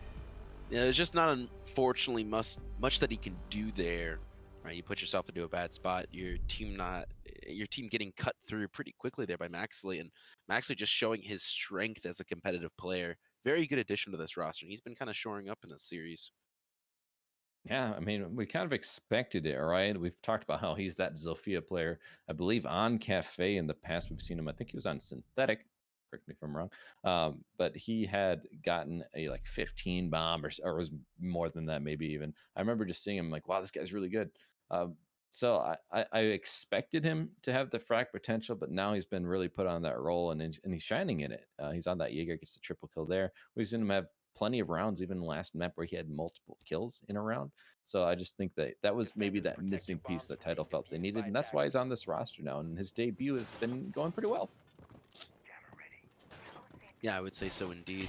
Going to be running the site upstairs now. That's going to be the bedroom office hold. I think the third strongest hold, as players have just, and I said before, not really looking to go to the basement, right? Just not really an attractive proposition for them. And the upstairs holds have been a little bit interesting, still playing the shield on the piano, in piano, as well as trying to hold bathroom a bit more, really preventing them from coming on the site nice and cleanly. We'll have to see how this hold from Tidal works, but it's looking pretty stock so far, but stocked is never a bad thing. There's a reason why you have your kind of standard holds. Yeah, and I mean, a huge reason of going to this site that's like advantageous in a certain way to the defenders is like Solar is just like so hard to take. It's really hard to push in that direction. So you really don't have to worry too much about it. Now you can get the pinch from the window of bathroom to try and help clear that out a little bit better, but oftentimes it's just such a hassle. Most of the attackers will get on the double window into the bedroom area, and then they'll also start pushing over from the other side of the map to the south there, and that's going to give them a little bit of better pressure. Natural will get that opening kill on him. Actually, the man we were just talking about, who's had quite an effect on the game, is going to be shut down early on in this one, giving the man advantage to Sakura within the first minute. Well, we looked at his spawn peeking on Cafe, and looks like he's going to also be spawn peeking over here. Oh man, Awaken has all the information in the world on Reed Sync, and he's going to be shut down. And Rootsync just so confused that there was a camera on him the entire time. And yeah, he was actually getting pinged as well, which was unfortunate for him as we see yet another defender's position get outed. Now it's a 5v3, and unfortunately, Tidal's defense here on this site's not looking incredibly strong. I think it really comes down to their roaming game. You got to be careful with your roamers playing to die. Yeah, you have to be very careful, and that wasn't very careful there. Awaken's gonna just capitalize on that move. Prone, peeking outside in a very vulnerable position. We're gonna see Noodles also get a kill on the Pack Rat, and X-Star is trying to get some kills for themselves, but they're only able to snatch one, and then the Impulse shuts them down. Sakura gonna have a very dominant round there on attack, and that's gonna show why this isn't the first bomb site chosen by Tidal. So 2-2 on the round count now. Things are looking competitive. Yeah, this is significantly looking better for Sakura than what we saw in their attacking half on Cafe, which the bar is on the ground, right? So it's good to see them have some life, and specifically how strong they are using information. They're able to get these kills because they're using their drones as effectively as possible. Having these pre-plays there, that is the reason that Mr. B was able to get picked off, because he had no clue where or it was ReadSync actually. He had no clue that there was even a drone on him the entire time. With these yellow pings coming through, it caused a lapse of irritation even that can really be utilized by Sakura going forward. If they keep on top of this drone game, if they keep on top of backing each other up like they're doing, I have a lot of faith in their ability to really bring I would say, bring at least a 50-50 round. The attacking rounds that I've seen on Chalet have really been more 50-50-ish, right? I think that you were mentioning some people think it's more attacker sided, more defender sided. I think it's more even in the end, but we'll have to look and see how Sakura really plays the rest of these rounds here. Yeah, it looks like our clean feed must have had some issues or something's going on with the game. So let's back to our pretty faces for now. The game had crashed indeed. Okay, so that's unfortunate, but we could talk a little bit more. But we're good at that, aren't we? Um, Looking at I, the layout, though, you're absolutely right though in saying it's even. I mean, it is even round count, so you know that the proof's in the pudding there. But I would say that looking at the attacks, the coordination has just been it's been good or it's been bad, right? So either the defenders, you mentioned the roam game, it's been able to do its job of disjointing this attack, making them get off pace, right? They don't get in a good rhythm, or it's the opposite. They just get taken out, and the man advantages with these attackers, and then they just can kind of carry that forward. So that's what's interesting to me. To see just how the rhythm of the game has been going. Because whoever can get into the good rhythm seems to be having that advantage. But we are back, and no kills happened so far.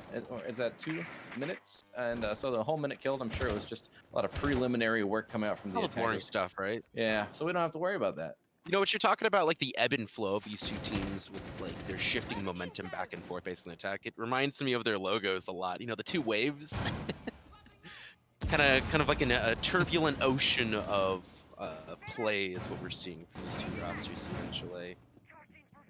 It looks like they're going to be getting control here in Vista, I believe is what this is called. And so that's going to be giving them lines of sight that they would like to have. These defenders trying to be very aggressive here. If they're not aware, Maxley could just push up on him, and he's going to. That's going to be an easy opening kill on the Noodles coming out from Maxley. He's having such a good impact for his team in these rounds. He was taken out early last time, able to make up for it here. Mr. B taking some damage as well, and so some of these defenders taking some damage, but Maxley's going to find another one. Packrat also going to get in on the action. That's going to get them 3 kills, only 2 left to be found, and no kills have come out for the side of Sakura.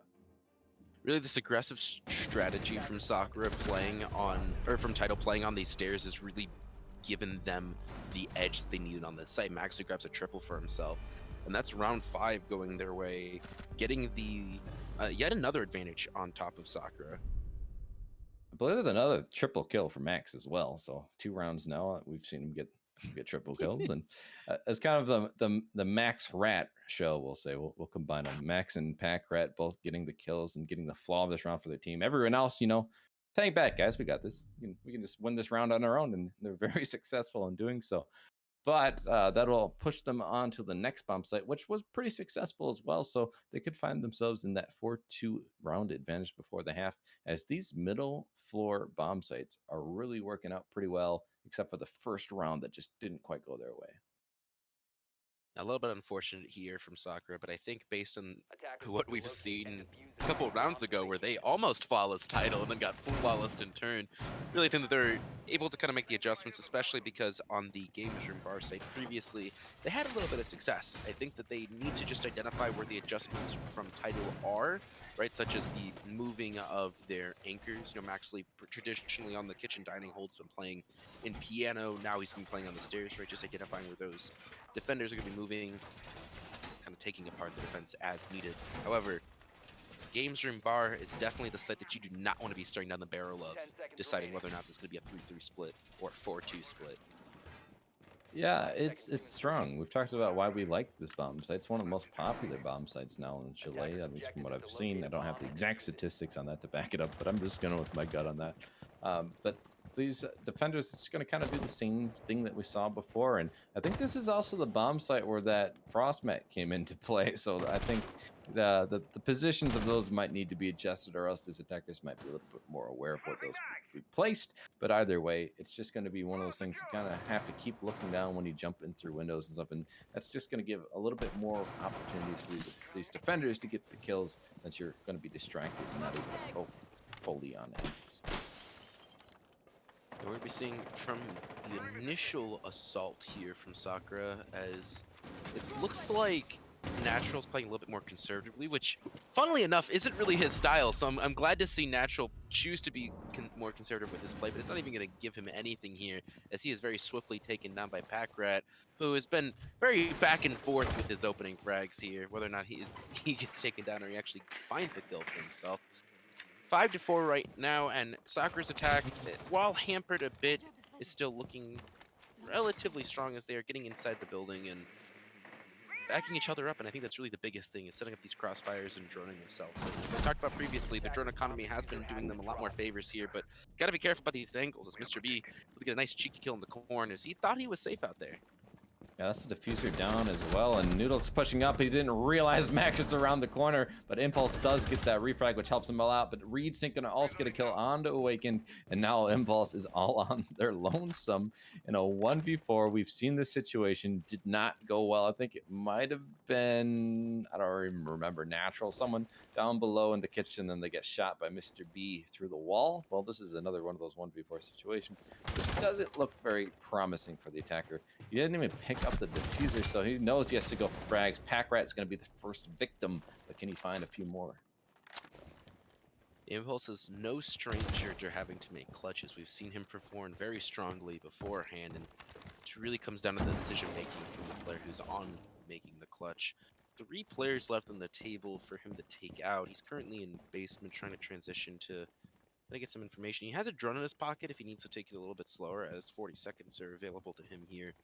But he doesn't really know where these defenders are, and he doesn't really want to give away his position. And these barricades in the doors prove kind of a death sentence for him, as he's not able to kind of move without being known. And now there's some Elusi to deal with. There's someone who's going to be moving down the stairs. Looks to be Mr. B. He's going to be swinging on him, and he's just taking down a hail of bullets. Rockstar's credited with the kill. Tidal pulls ahead 4-2 on Chile.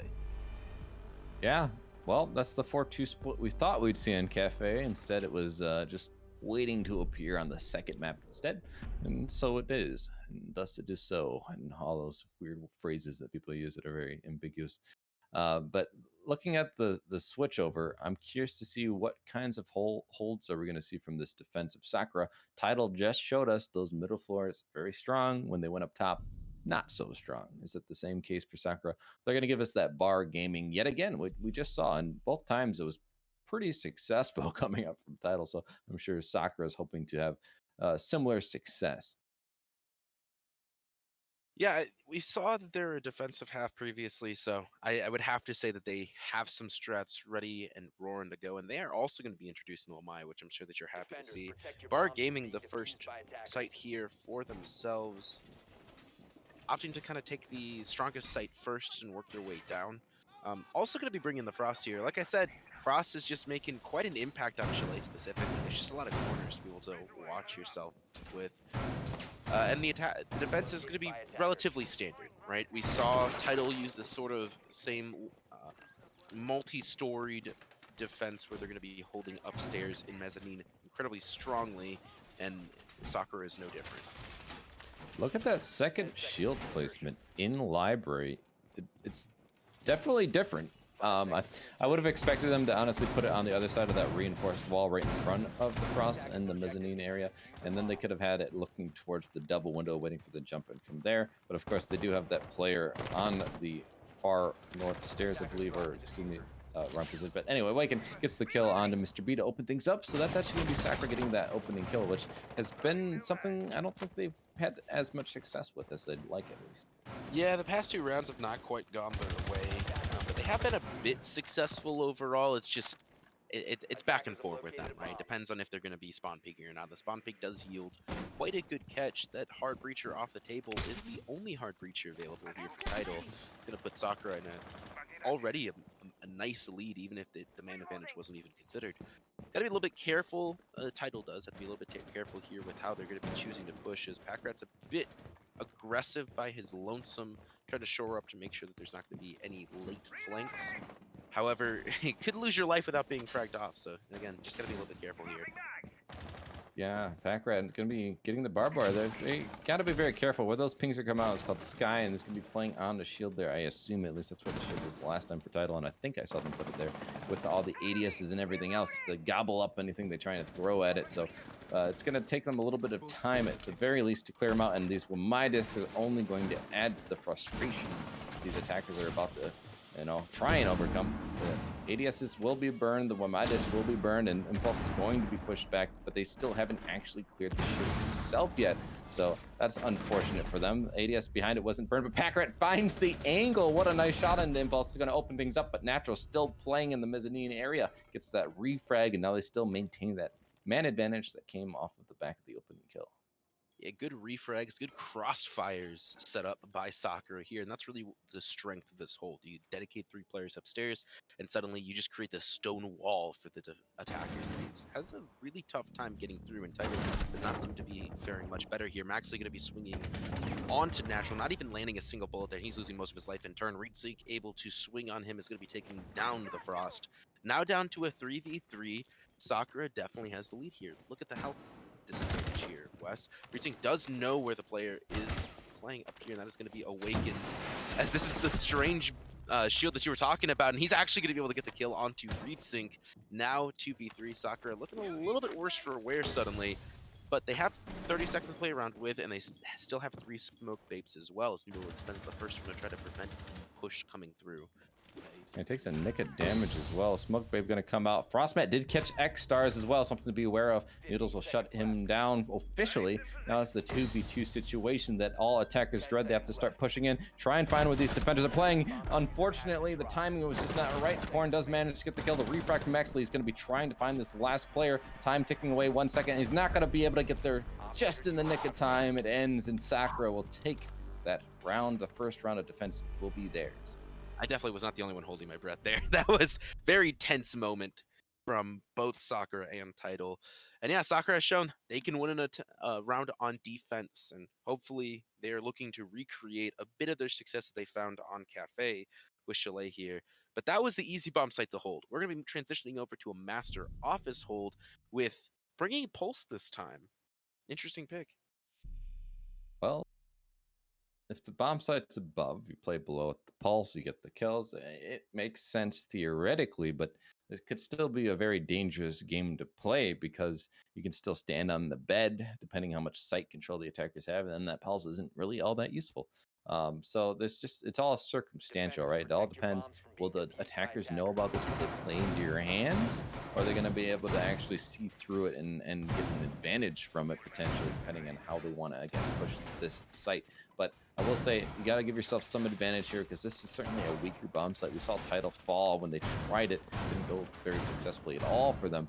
And so bringing the pulse, maybe it's just one more tool in the toolkit that they're pulling out just to try and find some success here. Yeah, and that's going to be an extended hold as well, as they are really dedicating a lot of resources downstairs in the dining area. Gotta protect the pulse play of Natural, as he's gonna be setting up shop down there. Hopefully there's gonna be somebody backing him up, potentially on the solarium stairs. I'd imagine there's some very long angles that can be opened up, even all the way down towards the, what was it? The, like the lobby area. You can actually open up some of the walls and just create some incredibly long sight lines that can defenders can play. Gotta be careful though, as you have significantly worse sights than the attackers, however, that can utilize those same sight lines against you here. With Pulse being on the table as well, there is not going to be a Frost available, so I think Tidal can have a sigh of relief, as they're not going to be losing yet another player to a unlucky Frost map. Right, but the thing that the Frost could do is play the mental game a little bit, right? Now that they've seen it being brought and it has caught some people, right? Now you're always going to be aware of it. So you might think, oh, maybe they 6, I still have to look down. And while you're looking down, you're jumping in, you get shot in the head. So things like that can still come into effect. Just that mental game, just like 6 picks have always done. But I think it has a little bit less of an effect than it used to in the past. Awakened, going to be creeping up and try and get a kill. They're going to run right into his arms. Gets the kill onto Pack Rat. And the other thing to notice was Pulse was also creeping down in the basement, going to be feeding some information to help out his teammates as well. And getting pings now, they're going to know what's going on over in the main lobby area. When they didn't, they would certainly know now, is the wall is going to be opened up here, and Impulse is forced to back off a bit. He's playing upstairs with Noodles. ReedSync grabs up a kill, finally able to eat up the man count here as Cole's bullets. Stuck at a 4v4 currently. They still have not been able to locate where this Pulse is playing, as Noodles just going to be getting a kill onto Max. I think Maxley was trying to play incredibly aggressive there, was just not expecting the smoke to be playing in piano, but that angle is very rough to push, as Mr. B is able to grab up a kill for himself onto Impulse, who was not just checking his back, it seemed like. Yeah, unfortunately, he was in a pinch, and I think they knew his position. Well, it certainly seems like they did, because everybody gets kill. Unfortunate misses from Extra is going to give Noodles another kill, but the angle is there for ReedSync. But the C4 from below from Natural, the Pulse coming into play now. He's going to get that kill. Now it's a 1v2 for Mr. B, but he's a really good player. We've seen him pop off before, but does he have the right utility to get this done? The C4 is going to come out. He's not going to net a kill. His flashes will flash the player, but he's going to be pushing in unaware of where this other player might be. The Goyo shield does get popped. Natural going to get the nice shots onto him, and that's another round. Sakura get 2 in a row, starting off their defensive half strong. Yeah, and Sakura's defense is certainly looking strong. I want to bring up that little corner there by Piano about how such a powered position it is. You know, I was mentioning it before. You put a mute there, you put a smoke there. With a shotgun in hand, they're really able to stifle any attack coming through. And we saw Noodles commanding the attack and just forcing them back in such a strong fashion. Even having an additional shield backing him up, I did not see initially that they had set up that shield in Piano to hold, but it really presented a problem there for Mr. B. He swings the cord and suddenly he's staring on a shield. Man, that is not what you want to be facing up against at that late in the match. Interesting 6 picks. Going to be bringing the Mozzie, which I think probably makes more sense. The Pulse not quite as valuable now. Now they will probably go above you on the middle floor here. This will be the 3rd site. They went upstairs instead, which is different. Last time we had seen Tidal go to the 2 middle floors, and Solarium was their last choice. So a little bit different in the order of priorities, but it worked out. They won that round, so now they get to go to the other middle floor here, and bringing the Mozzie, I think, will allow them, especially with the mute on the board, to have that Mozzie mute information denial game going for them, and it worked out pretty well. These attackers did not seem to know much about Pulse or really have that much information at all, as they had to just kind of push in, try and get the refracts. Did not work out in their favor. But on the other side, the Iana being brought, but you saw the mute on the board, so it's going to really make her not as useful, I guess, as she could be, but still useful nonetheless. Yeah, Yana's been one of those operators, much like Mira, who has been seeing a huge pick rate since this meta has kind of shifted. One of the reasons being her ability to act as a drone, right, add to that information game, but the other one being those frag grenades, which, while there's been a lot of shields been taken down, as Wamaya and Valkyrie both lost their shield, there's still a lot to deal with, right? You have Goyo on the table, who's been brought pretty consistently by Sakura. Not breaking, of course, this round, but you have Frost on the table, you have all these other operators having to deal with shields. So having the frag grenade available, but it doesn't even matter. Both of them are going to be dying here in pocket as X-Star is taken down by Korn. That Mozzie 6-pick comes into play. Was not expecting the fast, small, nimble operator of the Australian coming out to bring vengeance. And Rietzing's also getting some vengeance brought on him. And he's quickly trying to run back, and there's just a player everywhere he looks, as he's actually able to get done awakened, but he's not ready for the play. Also sitting upstairs for him. I don't know what they're doing. They're just rushing in. We saw they push in from Iana. No drone information. They're pushing into very, very close to sight. And so you can kind of expect when you're making sound cues like that to get shot at. And he just continued to wail at that window and gets his head blown off. Now we see Reedsink run in, gets the kill, yeah, but now he's trapped in trophy from above and below. So it just wasn't the play. And so now they're going to be down a man in a 3v4. And well, they have over half a round at least to work with, but that's a lot of drones also that were lost in the pockets of the dead player. C4 going to down Packrat soon. I'm assuming they'll be finished off here if they're not careful at least. Pings are going to come through, giving Mr. B some information, but he doesn't have the best angle on that player. Max will get a kill on to Newell in the meantime, so if he can help his player up, they could find themselves at least back in an even man count. They still have a minute to play with, so this is still doable, but it's not the best situation for Tidal. It's been a very chaotic attack here from Tidal. I'm not too sure where they have been looking at. They've just been kind of running through the site, trying to gather information by I just face peeking, I think. It hasn't been awful for them, as they are in a situation where they're very close to site here. They're not at a man disadvantage at the very least. They're able to kind of utilize drones that they have available to themselves. It does stink that both of Rietsink's drones have died, as well as X-Star being dead, but nonetheless, they're pushing through here. And I think it's really the attackers, or really the defenders, who are a little bit lost of where these attackers are currently pushing from. Well, Packrat's going to get a kill onto Korn to open things up in this latter half of the round. So it's going to give them the man advantage, but Packrat himself has taken a lot of damage, was downed earlier, but Natural also taking some damage. So this is still a little bit of a favor with the manpower, but time is not in the favor of Tidal. Running out of time, 10 seconds ticking down here. Plant will start going down. Mr. B going to be on that, but the flank from above by the Natural doesn't work out. Unfortunately, that was the huge potential for them. Now a post-plant situation, also not going to work out. Packrat getting a 3K that round, and trying to make sure that Tidal can stay in this round advantage they had maintained earlier, and now they're back in the driver's seat. Like the adjustments made by Tidal, realizing their initial attack was not working, readjusted and sticking Packrat upstairs to be able to defend a post-plant situation. So good on Packrat, hit all of his shots at the very least, as he secured all 3 of those last kills. They're forcing Tidal in yet another advantage. Sakura has just been playing on the back foot for the majority of this map. They got to be a little bit careful here as they're moving into round 10. I think it's going to be Bar Gaming yet again. What's interesting too is that Packrat was down and no one was really near him. So had they just killed him there, cleaned up that C4 down that they had gotten, that would be a very different round. I'm just going to say it. Probably wouldn't have been a 1 round. Packrat, though, survives, gun in hand. That's what it always is, right? No matter how much HP you have left, as long as you have that gun in your hand, you can get kills. And he gets the last 3 men. So that's just showing how much of an impact a surviving member can really have. So that's something that Sakura, looking back, probably want to think about how they could have figured out he was down. Maybe have someone, this is what Pengu said they did with like throwing grenades or C4s. They'd always have someone who'd be like, hey, can you check my score real quick? And then he'll throw it, and then if it gets a plus, you know, that means you hit somebody down there because you get points for that. So it won't show up on your screen, but you can still check the scoreboard for that. So a little tidbit. Obviously, it's kind of hard to do that in the middle of the game, but you know, if you get the coordination down, it can certainly prove valuable in the information game. Wes, are you suggesting our viewers cheat? That's not cheating. Can't believe you, Wes. Where's the integrity? The man I once known is gone. Can't believe you. The attack from Tidal. Whoa, what'd you say? I'm always looking for shortcuts, is what I was gonna say. Oh, I see. The attack from Tidal going to be coming through here. You know, you talked about Solarium being that harder entry position to go through.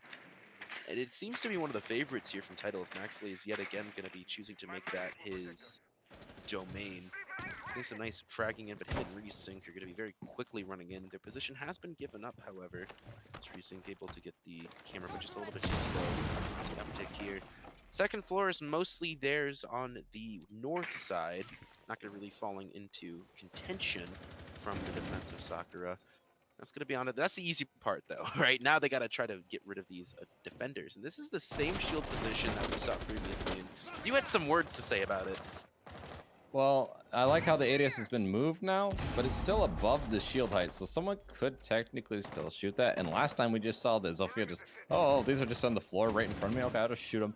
Shoot my impact. You have to push out now. Now, during that move out, I'm surprised the Jaeger didn't get the kill, but it just proved that's why it's a fatal position. So Natural's going to get that kill, though, to open things up on the X-Stars, and so now they're going to be down the Yana. That's some information no longer going to be able to be gathered, but they're still getting this hard breach work done that is necessary. The kill coming out and getting found by Mr. B on the Natural, so that's the refrag. Came a little bit later, but still an even man count nonetheless, and the hard breach is done. Now they can start trying to push out this player at the top of the blue stairs there. Reed's getting that kill onto Awaken as I'm speaking of it, and that's going to give them the man advantage. They still have a minute to mess around with here.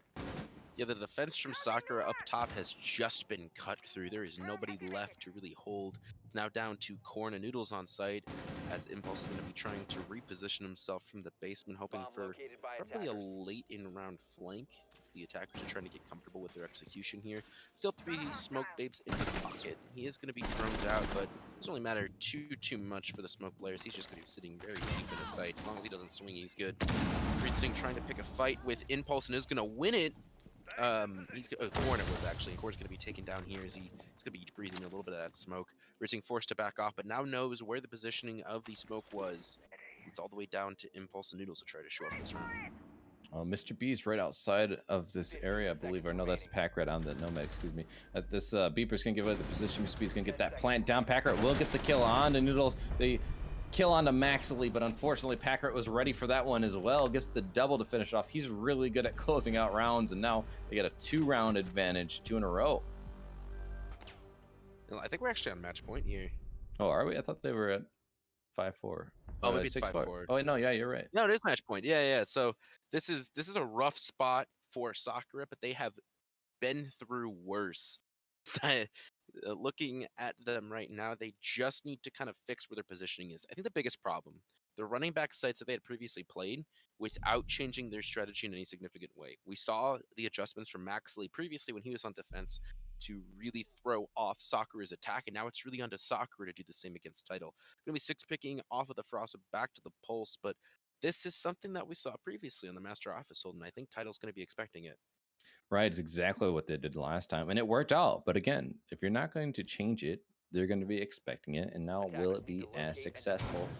The element of surprise really did catch, I believe, Tidal off guard last time. That C4 from below did prove to be the punching or the finishing blow on to Tidal in that round, as they were trying to push through the Visa area into the piano, but that just was swallowed up by the defenders. They're able to just take it and finish the round there. But if you're already aware of it now, you already know they're going to be holding down below very strongly. You're going to see the defense reinforcing and putting down different things, gadgetry, trying to support this player down below. Probably some Malusi's potentially, maybe a shield since you have 3 of them with the Boyle and the smoke. So there's a lot of things they could do to support down below, but I think Tidal will certainly approach this very differently, knowing that, because it's the same thing again, like you said. The attack from Tidal is looking to be... we've seen it previously, right? They kind of push from multiple different angles, put some pressure on, and kind of condense themselves onto one specific spot while gaining some control. So that's kind of what I'm expecting here from Tidal again. This time, Sakura has dedicated a bit more resources on the first floor to back up Natural, but I think they did something very similar on the previous hold. So it's not too different, but it could be something that Tidal's not expecting. One thing that Sakura does to be careful for is the amount of drone coverage that Tidal's been pushing, and their droning has been superb. I said it on Cafe, I'll say it again here. Drone economy from Tidal is top notch and one of the best ones in the league. Did he just shoot his teammate's drone through the window on accident? I think he did. So, that's pretty funny. Max is looking like he thinks he's getting spotted, so he's looking around. Now the Wamai, I think, did catch that I don't think it'll take care of the Malusi like he had wanted to, but Deanna's going to at least get into the area above to try and get some information, trying to figure out the exact positioning of these defenders, but no defender has been found yet. They're trying to get this opening kill on attack.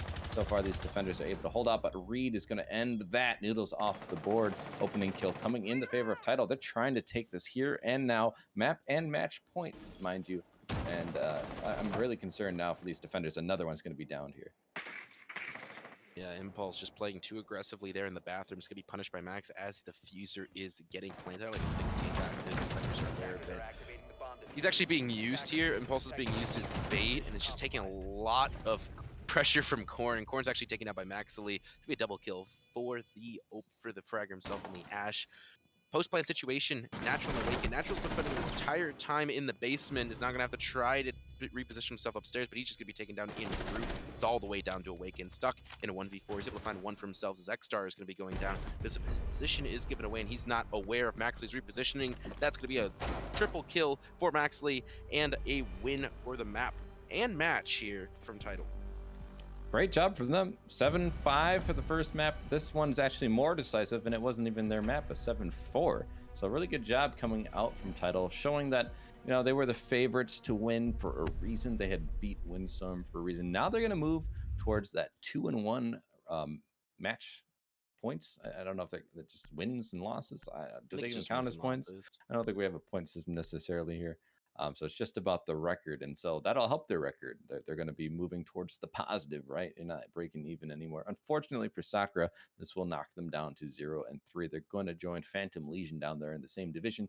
Not sure after this what the round differential will be, but I did think that Sakura previously, when they were both 0-2, had a worse count. So it'll depend on how each of those matches had gone here. Of course, the first map they were down -2, and then here they're down -3. So add -5 to the round count. We'll see where they land, but unfortunately, it's near the bottom. And so they're pretty much out of playoff contention, but Tidal keeps their hopes alive.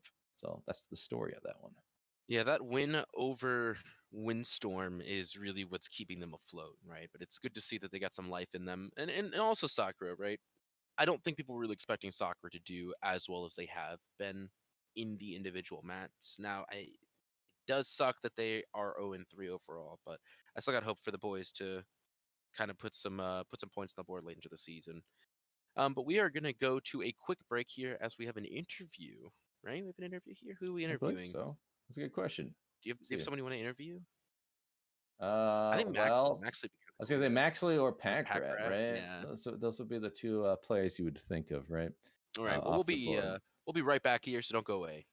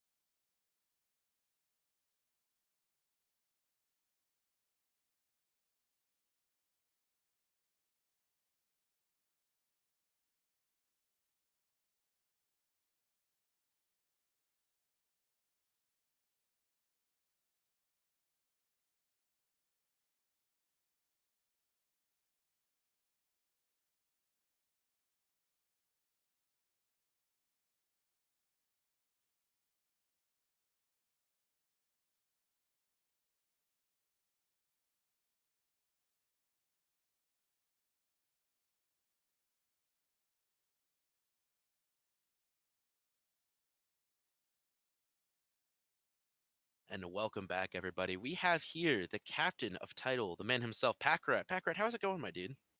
It's going pretty good. Got Probably off feeling pretty solid after that win. Yeah.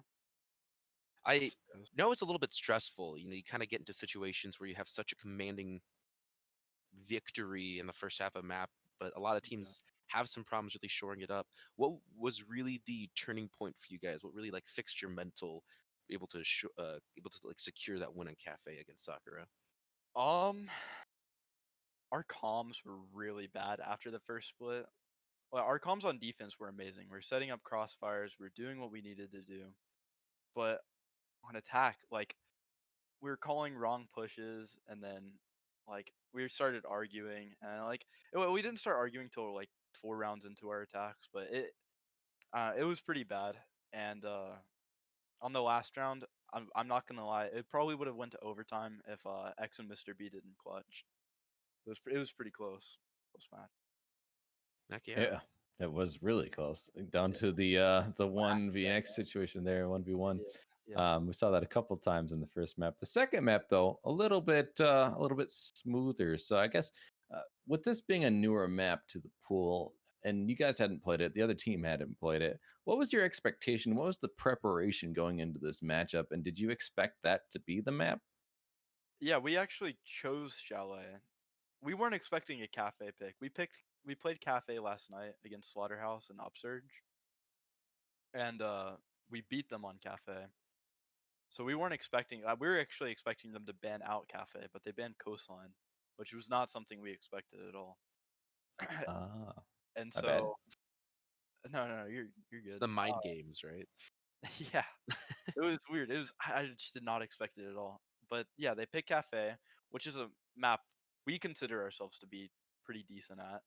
And then our pick is Chalet because nobody's seen us play Chalet, and we've never seen anybody else play Chalet really. And we've worked on things in scrims, and we've only scrimmed a couple of maps with Max because he's the newest addition to our roster, just a couple of days ago, and he played lights out, by the way. Max did amazing, and yeah, we wanted Chalet because that's just one of the maps we scrimmed with Max. That makes sense. It's awesome. Yeah, you guys Well, definitely look pretty practiced on it. yeah. I was wondering because I was like, because I thought it was Cafe that you guys. I didn't even look because you guys are so good on it. I thought, oh, this is their map choice because they're so good on this map. We've seen them dominate on it, so that's my bad for assuming. But you guys, just showed that it's still your map. You still want it. My last question then was like, what was the process of getting Max on your team? Is he that missing piece then? Is that why, or what was the whole process there? I think he was. So we had another person, our old player teammate. He wasn't enjoying the game anymore, and with little warning, he just kind of told us like, "Yo, I don't want to play anymore." And so we just instantly went looking for player, and I DM'd Max asking him. I didn't actually expect a response, and he responded. And he said, "Yeah, he's down to try out." And then once we got that tryout, we played phenomenal. We scrimmed Chalet, and we're playing some of our good friends, and we did really good with him. And he connected really quickly with us. He understands how our philosophy of the game. Uh, he's just a great player all around. He's very adaptable. He knows what he's doing too. Like he's not a brain dead fragger. He's a smart player. He gets the game. That's Oh, awesome it's to hear. awesome. Yeah. No, it's really. I'm glad you guys have found your form here in the second half, and with your win over Tidal, Windstorm previously, and now Tidal, you guys are looking to have a potential run for playoffs. So excited to kind of see what the new Tidal roster has in store for us. Well, thanks for joining us, Pack Rat. Really appreciate it. Any last things do you want to say for the audience here? We're here to make a statement. We're here to do good. Again, I think you've certainly done that today.